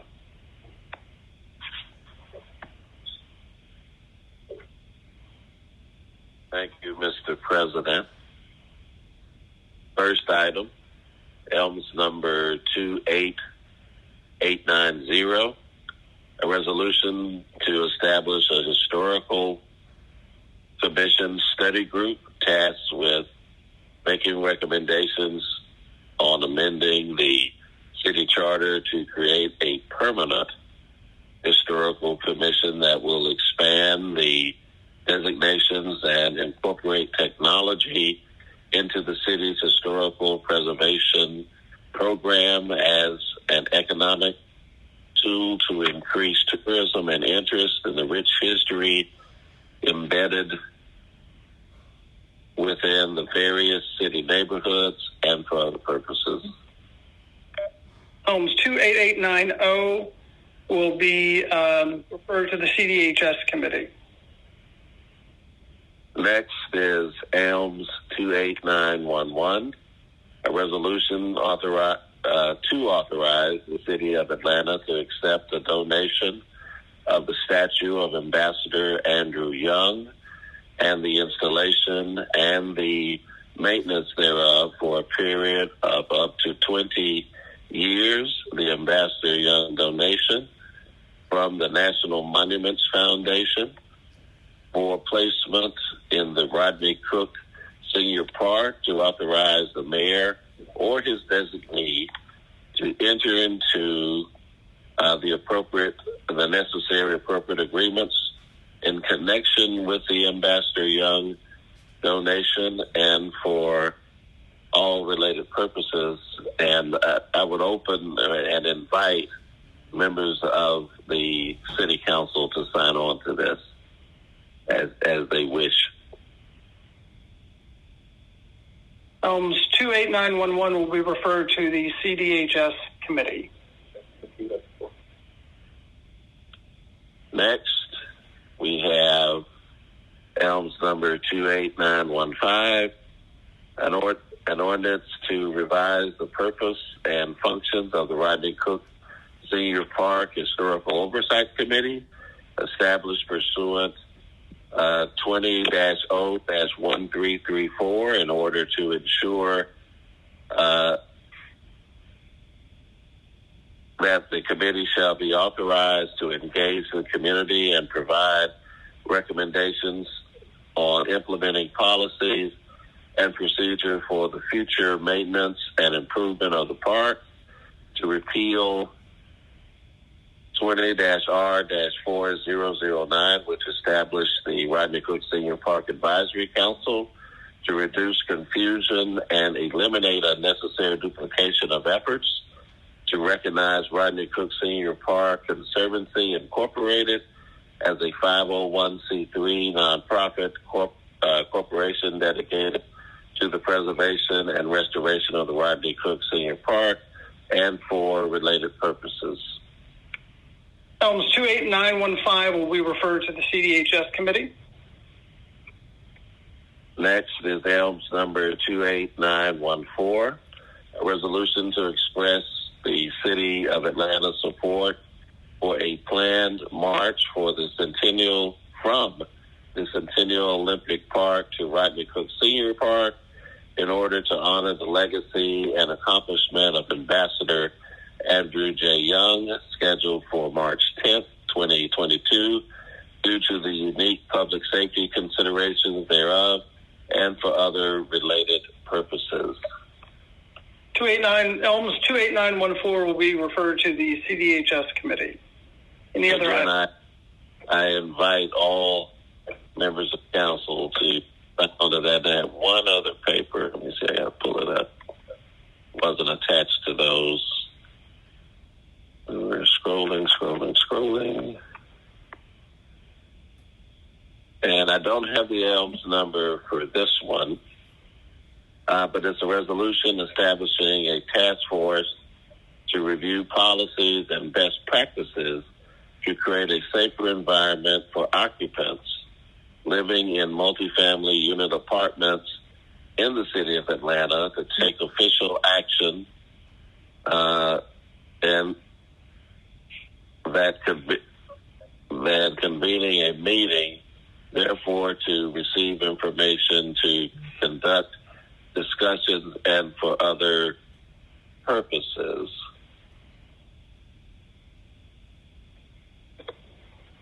Mr. Clerk, do we have an Elms number on that yet?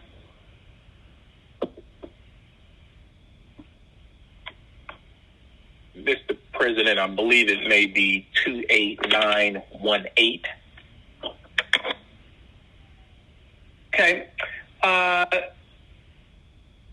Elms 28918 will be referred to the Community Development and Human Services Committee.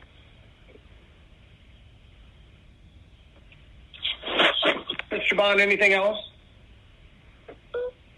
No, as far as reading in papers, that concludes the papers I have for this cycle. Thank you. I would take just a moment and ask any council members verbally if they would like to be added onto any of the papers Mr. Bond has read in. You can do so now. Norwood would like to be.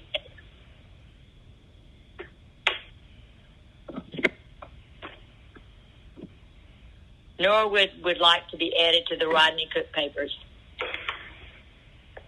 Wait as well. Thank you. Boone also.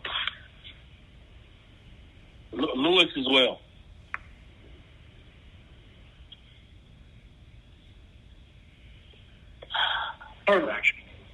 Anyone else?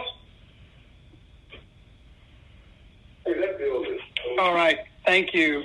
Before we proceed, Mr. Lewis, did you want to speak to something? Yes, Councilmember Lewis would like to resolution urging the Atlanta Police Department to consider implementing policy changes that would allow patrol officers to utilize blue lights as a tool to deter criminal activity in all APD zones and for other purposes. It's Elms 28960. I would like to refer paper to the public safety committee. Items 28906 will be referred to public safety. Any other items? The whole paper. It's 28960. All right, let me check quickly with the clerk. I had it as 28906. Mr. Clerk, could you clarify what the number is on that one? Please hold. Thank you.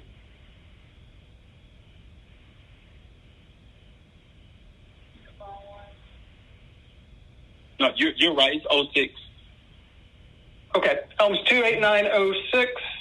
We refer to public safety. Any other items? No, that's it. Thank you. Councilmember Faroki. Thank you, Council President Shipman. I have two papers. The first is items number 28902, an ordinance by Councilmember Amir Faroki to install a four-way stop at the intersection of North Highland Avenue Northeast and Emmon Village Parkway Northeast, to authorize the Atlanta Department of Transportation to install stop signs at the intersection and for other purposes. Items 28902 will be referred to the Transportation Committee. Please proceed. And items number 28909, a resolution by Council members Amir Faroki, Liliana Bakhtiari, and Jason Dozier, urging the Georgia General Assembly to pass legislation amending the Georgia Music Investment Act and for other purposes. Items 28909 will be referred to the Finance Exec Committee. Any other items? That's all I have. Thank you. Thank you. Councilmember Hillis, I believe you have several. Yes, Mr. President. First is Elms ID 28896, an ordinance by Council members Dustin Hillis, Alex Wan, Matt Westmoreland, Jason Winston, Amir Faroki, Byron Amos, Jason Dozier, Liliana Bakhtiari, Howard Shook, Mary Norwood, Andrea L. Boone, Marcy Collier Overstreet, Keisha Waits, and Michael Julian Bond, authorizing the Chief Financial Officer to amend the fiscal year 2022 budget an amount of $2,950,000.00 by transferring funds from the uncommitted fund balance to fund the one-time capital costs necessary to build out a Center for Diversion and Services within the Atlanta City Detention Center and for other purposes. Thank you. Elms 28896 will be referred to the Finance Exec Committee. Please proceed. Next item, Elms ID 28895, an ordinance by Council members Dustin Hillis, Alex Wan, Matt Westmoreland, Jason Winston, Amir Faroki, Byron Amos, Jason Dozier, Liliana Bakhtiari, Howard Shook, Mary Norwood, Andrea L. Boone, Marcy Collier Overstreet, Keisha Sean Waits, and Michael Julian Bond, waiving any conflicting provisions contained in Chapter 2, Article 10 of the City of Atlanta Code of Ordinances in order to authorize persons employed or designated by Fulton County, as well as those employed or designated by the stakeholders and partners in the creation, establishment, and operation of the Center for Diversion and Services to assist the Chief Procurement Officer with Center for Diversion and Services related procurements conducted in accordance with the city's procurement and real estate code and for other purposes. Elms 28895 will be referred to the Finance Exec Committee. Please proceed. Next item is Elms ID 28917, an ordinance by Councilmember Dustin Hillis, authorizing the mayor or his designee to make the intersections of Holmes Street Northwest and Antone Street Northwest, Antone Street Northwest and Bowen Place Northwest, and Berkeley Avenue Northwest and Bowen Place Northwest, and the Berkeley Park neighborhood all-way stop-controlled intersections to authorize the Atlanta Department of Transportation to install stop signs at the intersections and for other purposes. Elms 28917 will be referred to the Transportation Committee.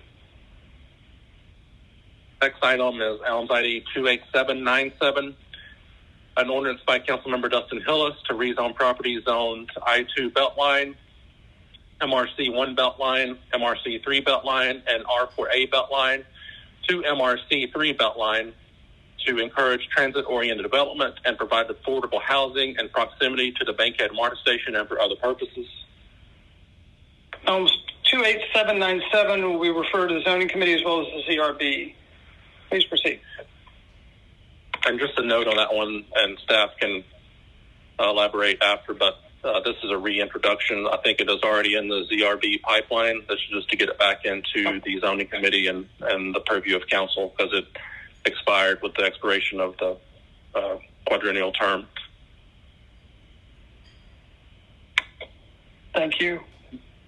Next item is an ordinance by Councilmember Dustin Hillis, Amir Faroki, Byron Amos, Norwood, and Alex Wan, authorizing the City of Atlanta on behalf of the Atlanta Fire Rescue Department to accept donations of tangible goods, movable amenities, and in-kind services during the fiscal years 2022 and 2023 from the Atlanta Fire Rescue Foundation, excluding real estate, the total value of which shall not exceed $500,000.00, to require the Atlanta Fire Rescue Department prepare a report detailing the donations accepted in accordance with the authority granted by this ordinance to be provided to the Department of Finance and to be presented to the Atlanta City Council on a biannual basis and for other purposes. 28887 will be referred to the Public Safety Committee. Please proceed. Next item is Elms ID 28893, a resolution by Council members Dustin Hillis and Byron Amos, authorizing the mayor or his designee to enter into an agreement with Norfolk Southern Railway Company on behalf of the City of Atlanta Department of Transportation to access the railway right-of-way for infrastructure improvements related to the Marietta Boulevard segment of the Atlanta Beltline West Side Trail, and to authorize the Chief Financial Officer to pay Norfolk Southern Railway Company for certain construction activities at an amount not to exceed $58,923.00, with such payment to be reimbursed to the city by the past foundation and for other purposes. Elms 28893 will be referred to the Transportation Committee. Please proceed. Next item, Elms ID 28886, an ordinance by Councilmember Dustin Hillis to amend Section 6-403E7 of the City of Atlanta Code of Ordinances, which governs the Atlanta Urban Design Committee and NREM Review Board of non-historic properties and for other purposes. Elms 28886 will be referred to the Community Development and Human Services Committee. Please proceed.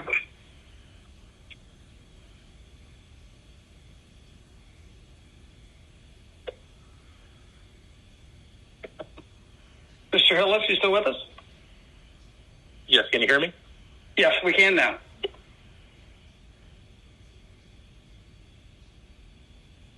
An ordinance by Councilmember Dustin Hillis authorizing the mayor.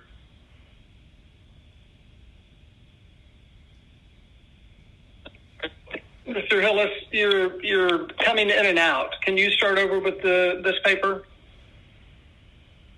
How's my?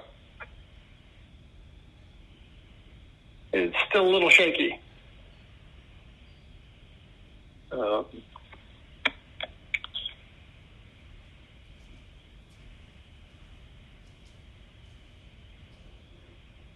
you hear me now? Yes. Elms ID 28913, an ordinance.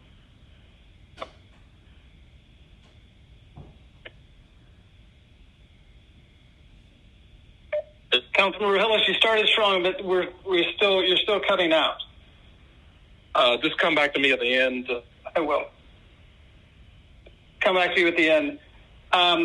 Just as a note, I've been made aware by staff that there are council members that would like to co-sponsor Elms 28905, Councilmember Amos's legislation regarding Chapter 10 licensing requirements.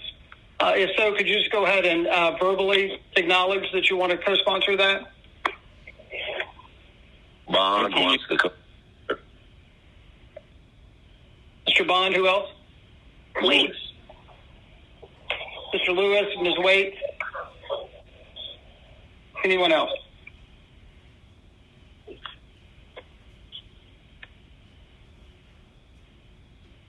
Thank you. Councilmember Norwood.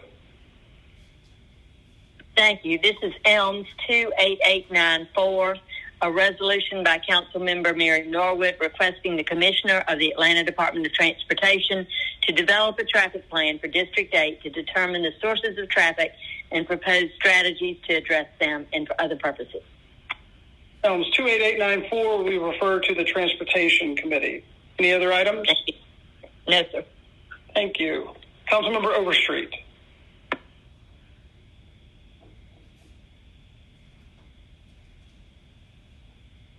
Okay, I only have one paper,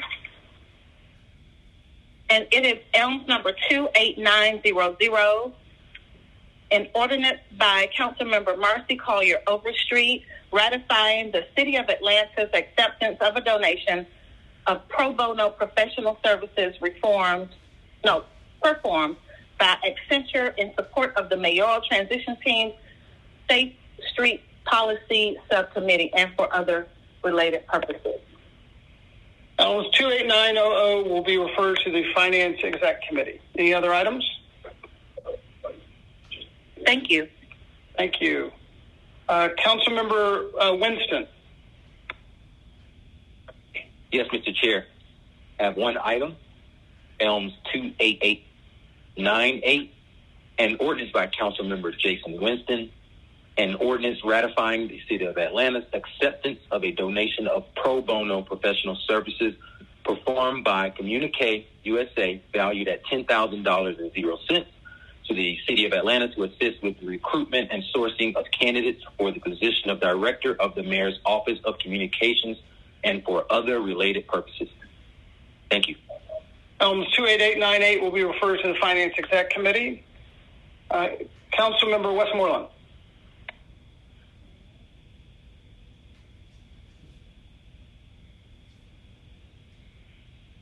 Thank you, Mr. President. 1 second, and I will read these in.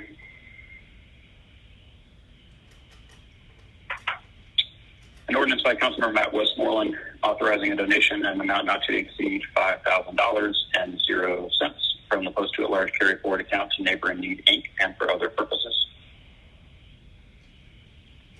Elms 28910 will be referred to the Finance Exec Committee.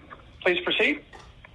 An ordinance by Council members Matt Westmoreland, Alex Juan, Liliana Bakhtiari, and Keisha Sean Waits authorizing a donation in an amount to exceed $2,000 from various accounts to Atlanta Legal Aid to support LGBTQ outreach and other legal support. Elms 28908 will be referred to the Finance Exec Committee. Please proceed. An ordinance by Councilmember Matt Westmoreland ratifying the City of Atlanta's acceptance of a donation of pro bono professional services performed by Slalom Consulting, LLC, in support of the mayoral transition team's Education and Youth Policy Subcommittee and for other related purposes. Elms 28897 will be referred to the Finance Exec Committee. Any other items?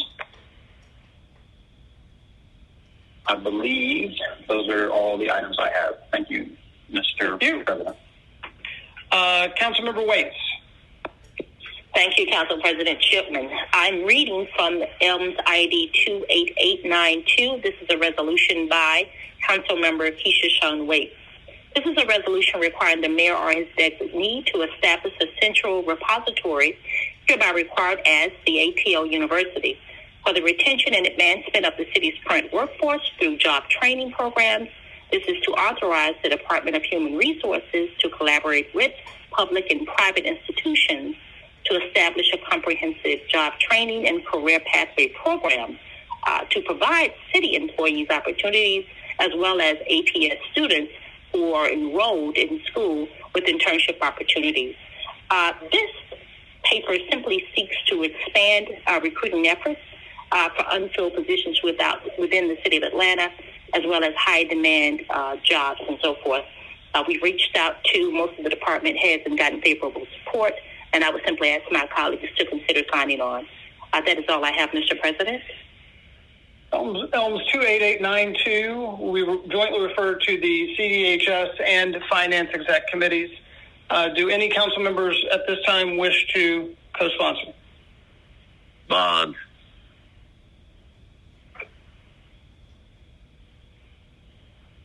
Amos.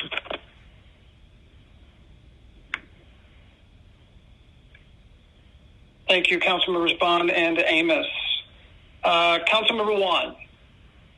Thank you, Mr. President. I have two papers. The first one is Elms 28907, an ordinance by Councilmember Alex Vaughn to allow a sidewalk waiver issued by the Director of the Office of Zoning and Development per section listed of the City of Atlanta Code of Ordinance for application number listed 1184 Spring Valley Lane Northeast, to provide that in lieu thereof, constructing the required sidewalks at the named waiver site, Cumberland Road Northeast and Wessington Road Northeast, the application number listed shall play blank into the District 6 Sidewalk Fund and for other purposes.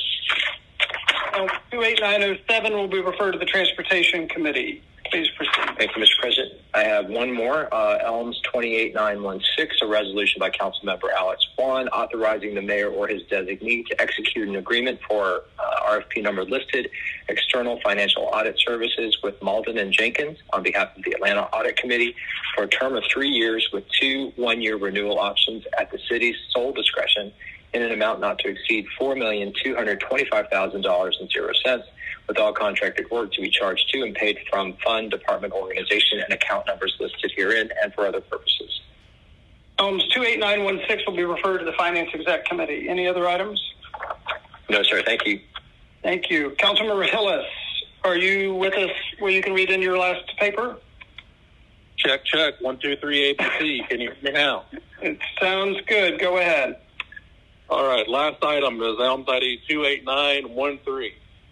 An ordinance by Councilmember Dustin Hillis authorizing the mayor or his designee on behalf of the City of Atlanta to execute a quitclaim deed for leasing any interest the City of Atlanta may have in a portion of District Line Road and Carlaw Street located in Land Lot 259 of the 17th District of Fulton County for the public purpose of returning property to an effective utilization status in order to clear title to the property and for other purposes. Elms 28913 will be referred to the Utilities Committee. Mr. Lewis. Thank you, Mr. Hillis. Mr. Lewis, did you have something to raise? Yes, I want to be added to the paper for the LGBTQ legal aid fund that Councilmember Matt Westmoreland put it in, and I would match the amount of funds that the other council members have already given to increase the funding up. Whatever they've given, I will match it fully. And I also wanted to speak to other folks that have added their name to the resolution that I read earlier, Waits, Winston, Overstreet, and Bowman. I want the record to reflect them as folks that have signed on to that resolution. Please add Bond. Please add Amos to the blue light resolution. Boone also. Boone.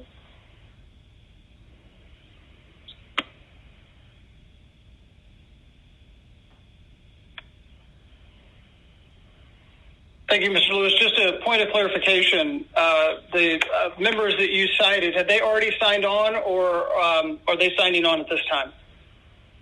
They signed on before they signed on this morning, today. Okay, that's very good. Thank you. Appreciate that. Any other items, Councilmember Lewis? Just to be added to the LGBT legal aid fund funding lines as well. Thank you. So noted. Any other papers at this point to be introduced? All right, hearing none, we'll return to Chair Boone, your outstanding item. Thank you, Mr. President. Resolution 22-R-3136, a resolution by Committee on Council appointing Council blank to the Board of Directors of the Atlanta Regional Commission for a term of 4 years, set term to begin upon approval of this resolution and for other purposes. Colleagues, we referred this item to the full council with no recommendation in this morning's meeting because we've already done that.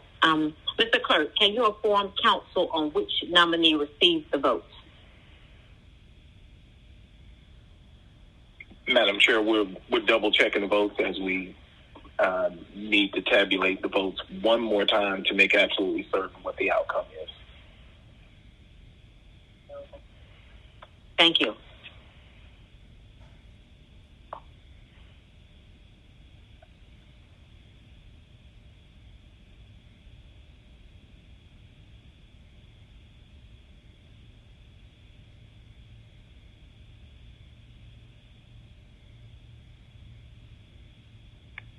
We'll just wait a moment if the clerk is tabulating.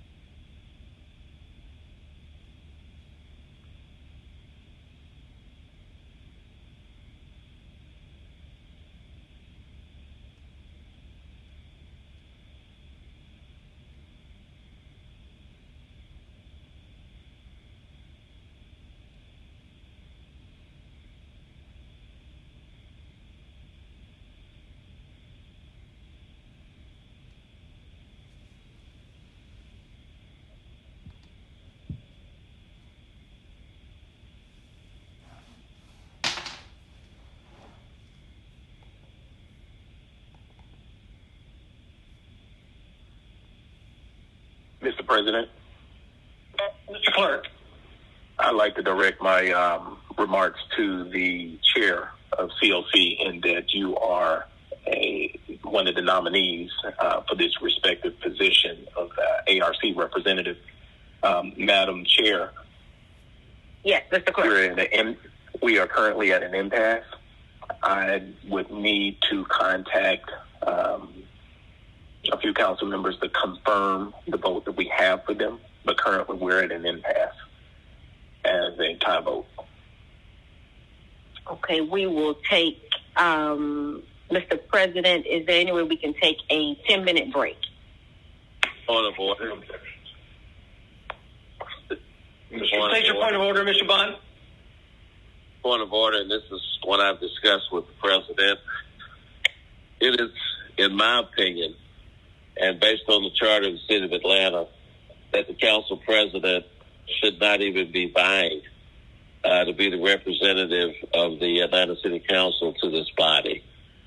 The Council President, according to our charter, is not a member of the body. Even though two previous Council Presidents have usurped this role, and to gain appointment to this body, the Council President is ineligible by virtue of the fact that they're not a member of the Atlanta City Council.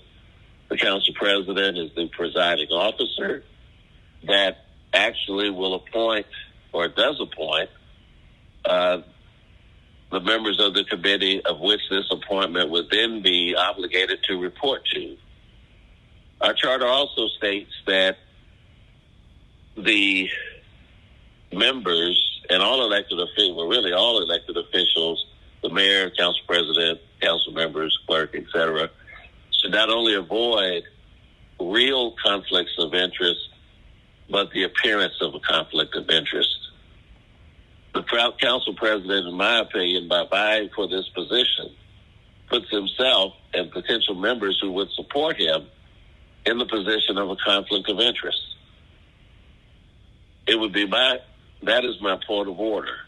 Council president shouldn't even be on the ballot.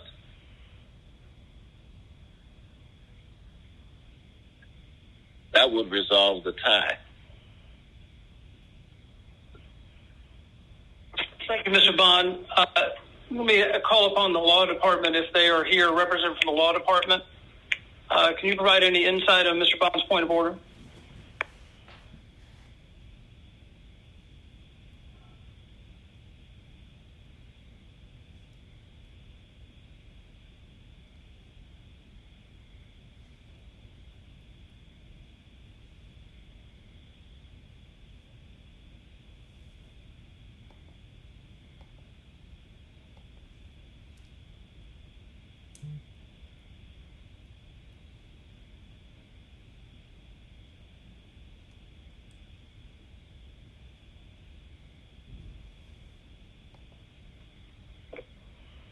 City Attorney Hickson, are you on the line with us?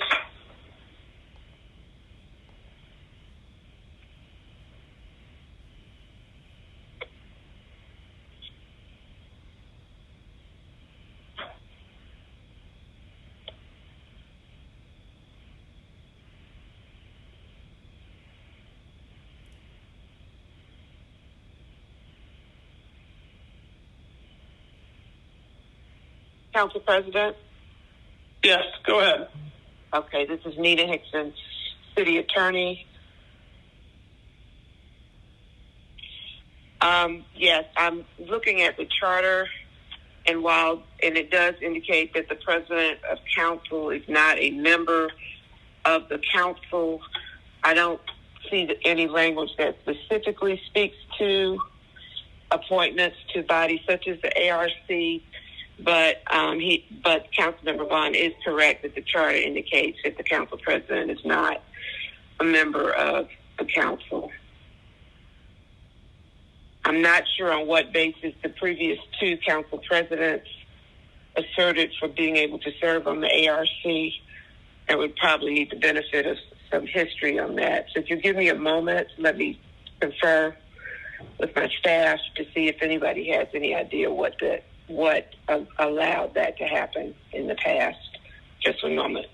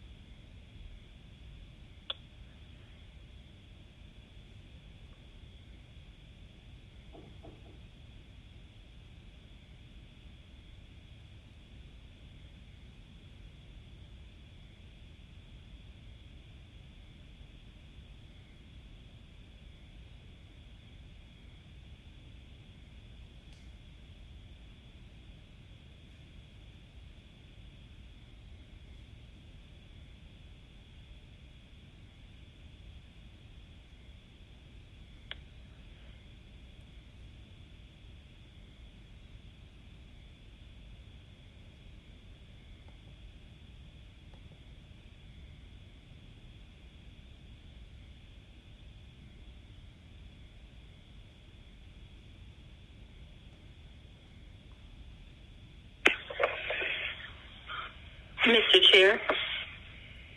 Yes. Yes, sir. This is Councilmember Waits. While we have this brief little moment, I just want to hop in there and give some kudos surrounding the Public Safety Commission. Yes, please proceed. Would that be appropriate, sir? Council President. Actually, if you could hold Councilmember Waits. Absolutely. Thank you. City Attorney? Yes, I am looking at the Official Code of Georgia annotated Section 50-8-84, Section 8-5, where it says that when it talks about the constitution of the ARC Commission, it indicates that a member of the legislative body of the most populous municipality lying within the area chosen by majority vote of the members of that legislative body, which would support the argument that because the council president is not considered a member of council, that person would not be able to serve on the ARC pursuant to the city code as well as the official code of Georgia annotated.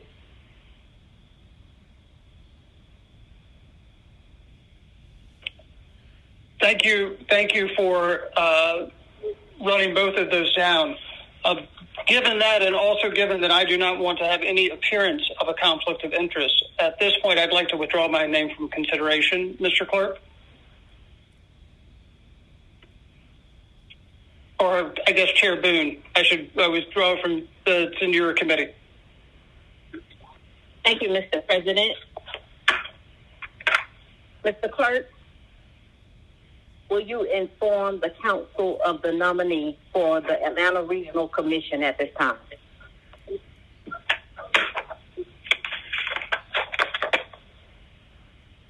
Apologies, Madam Chair. Could you restate your question? Mr. Clerk, please inform of your nominee, which nominee received the votes at this time. The nominee receiving the most votes is Council President Doug Shipman. He didn't hear you. Okay. Mr. Clerk, Mr. Shipman has removed his name at this point. Please state the name of the nomination.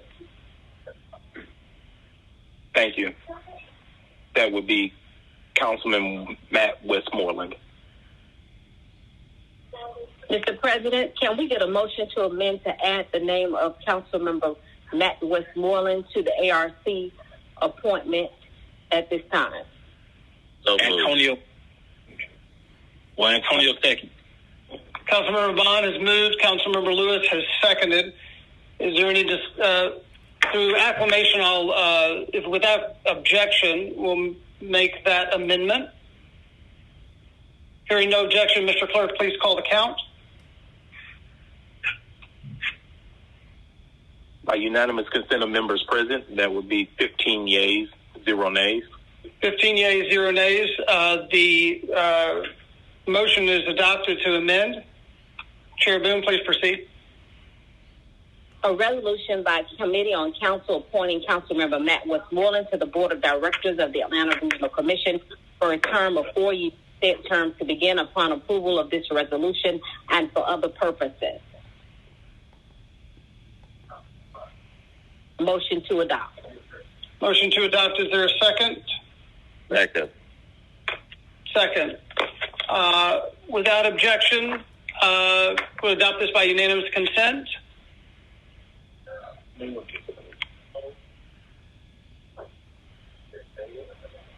Unanimous consent of members present, it's 15 yeas, 0 nays. 15 yeas, 0 nays. Motion is adopted. Thank you, Mr. President. This concludes my report. Thank you, Councilmember Boone. General remarks. Well, let me check. Mr. Clerk, any other business before we move to general remarks? None, Mr. President. Thank you. Move to general remarks. Councilmember Waits. Yes, sir. I just simply wanted to take a moment to express my gratitude to all members, including the Public Safety Committee, for their support of the Citywide Public Safety Commission. And I'd further like to just give a moment again to acknowledge Councilwoman Shepherd for her vision in creating the original Citywide Public Safety Commission, which actually was adopted May of 2021. Mr. President, I appreciate your efforts, in addition to Councilmember Wong, for strengthening that paper, and in addition to the Southern Poverty Law Center for their points and their weighing in. It's my belief that a great deal of thought and sensitivity went into ensuring that public safety health experts and stakeholders were a part of the conversation to address violent crime and to be a solution and find meaningful solutions to some of the challenges that we're facing. So I just want to say thank you, everyone, for your support. Thank you. Thank you, Councilmember Waits. Councilmember Overstreet. Thank you. This is just a quick reminder that we will be holding a town hall tomorrow, February the 8th at 5 p.m. until 6:30 p.m. at Mount Carmel Baptist Church. That's 2755 Campbellton Road. And the purpose of the town hall is transportation justice. So that will be held tomorrow. This is about the More MARTA project list and Campbellton Road investment of $317 million promised to the Campbellton Road corridor. And the town hall starts tomorrow at 5 p.m. We will be Councilmember Boone for District 10, Councilmember Antonio Lewis, District 12, and myself, Councilmember Overstreet, District 11. We are strong Southwest Atlanta natives and really want to make sure that everyone comes out. We're inviting Atlanta to show up at Mount Carmel Baptist Church tomorrow at 5 o'clock for our Transportation Justice More MARTA Town Hall. Thank you. Thank you. Councilmember Hillis. Never mind, Mr. President. Hey, Councilmember Lewis. So I also want to say there's going to be a virtual component to the event that Councilmember Overstreet talked about, and we just want to make sure that the south side and southwest side of Atlanta gets treated like everybody else. Thank you.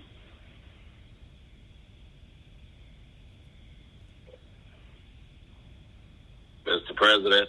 Mr. Bond. Thank you, Mr. President. Just also want to make an announcement.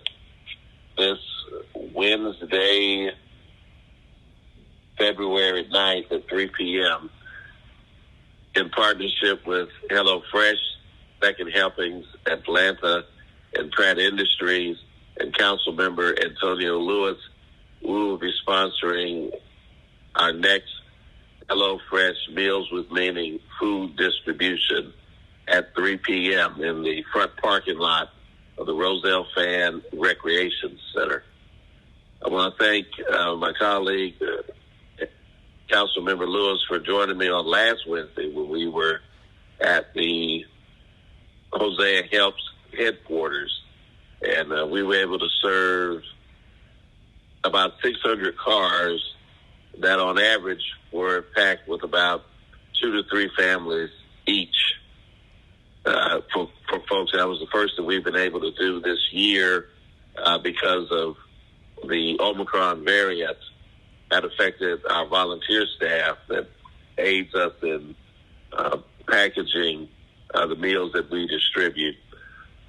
We have, on a weekly basis, continued to serve on average, about 8,000 meals through our partnership with our community partners like Hosea Helps and the Antioch Urban Ministries and many others that we distribute directly to their food pantries, but our on-site, in-person distributions were suspended until last week. So we want to thank everyone who came out and helped and aided us in that.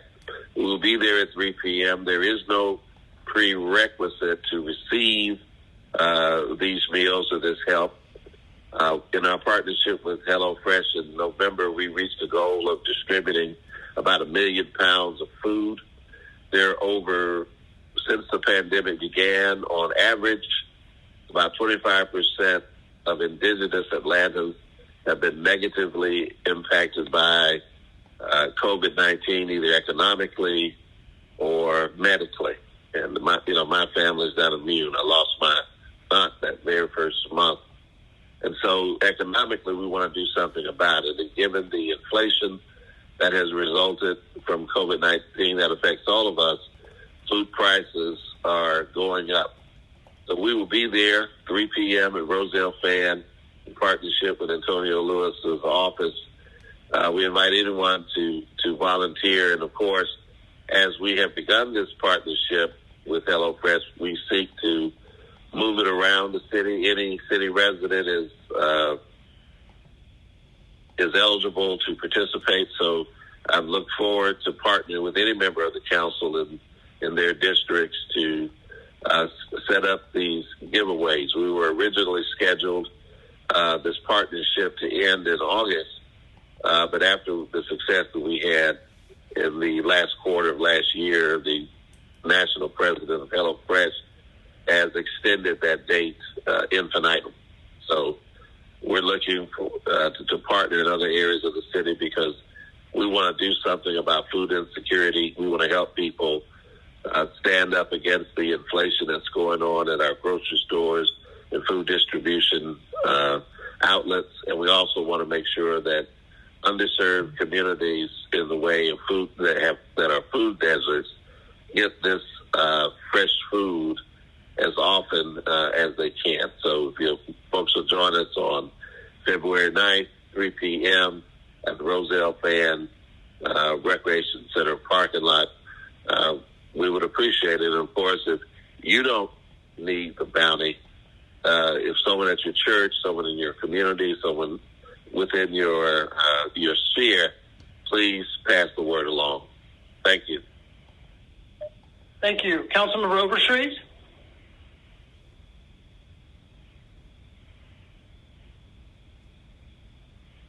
Oh, Councilmember Lewis?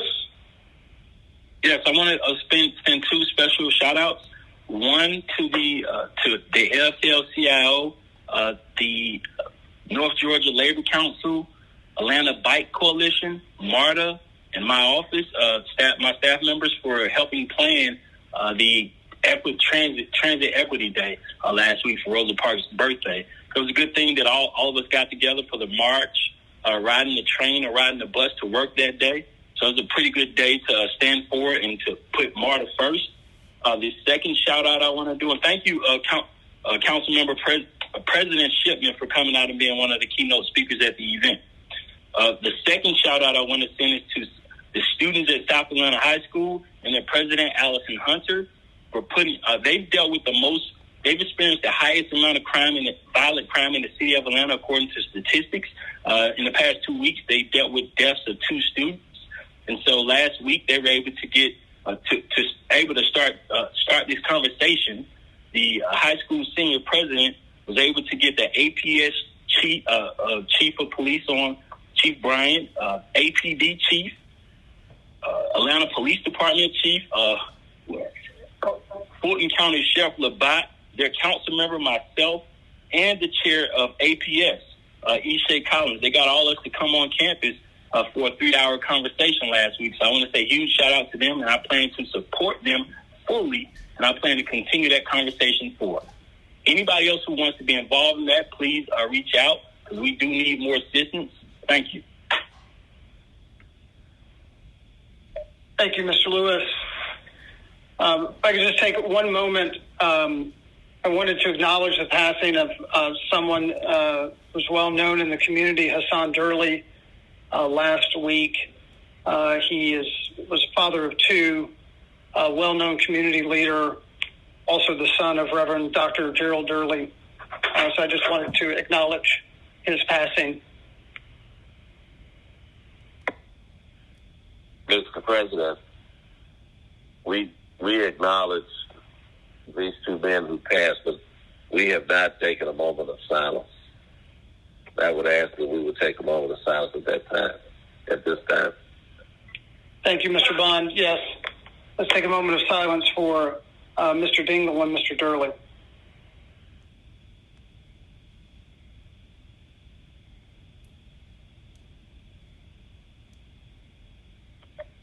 Thank you.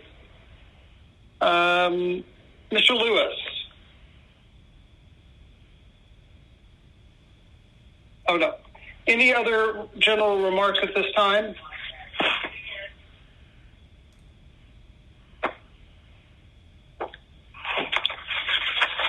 Hearing none, I would ask for a motion to adjourn. Oh, sorry, a roll call vote on adjournment. Mr. Clerk, please call the roll for adjournment. The time is now 3:35 p.m. As a friendly reminder, the mandatory elected officials training will be held on Thursday, February 10th at 8:30 a.m. for all elected officials.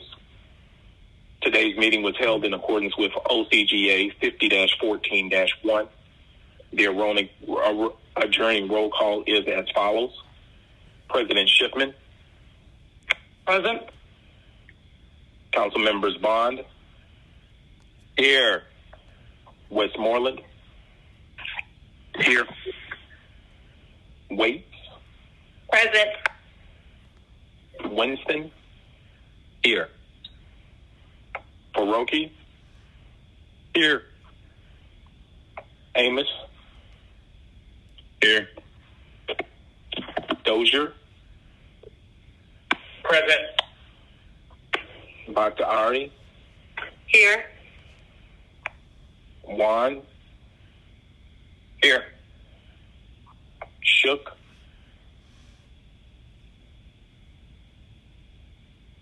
Norwood. Here. Norwood's here. Norwood's here. Hillis. Here. Boone. Present. Overstreet. Present. Lewis. Present. And for the record, Mr. President, Councilman Shook called me a couple of times within the last 5 minutes indicating that he was having difficulty on the phone bridge, that he kept getting knocked off, just for the record. Thank you, Mr. Clerk. Without objection, via unanimous consent, we'll adjourn the meeting. Are there any objections? Seeing none, we stand adjourned. Thank you so much.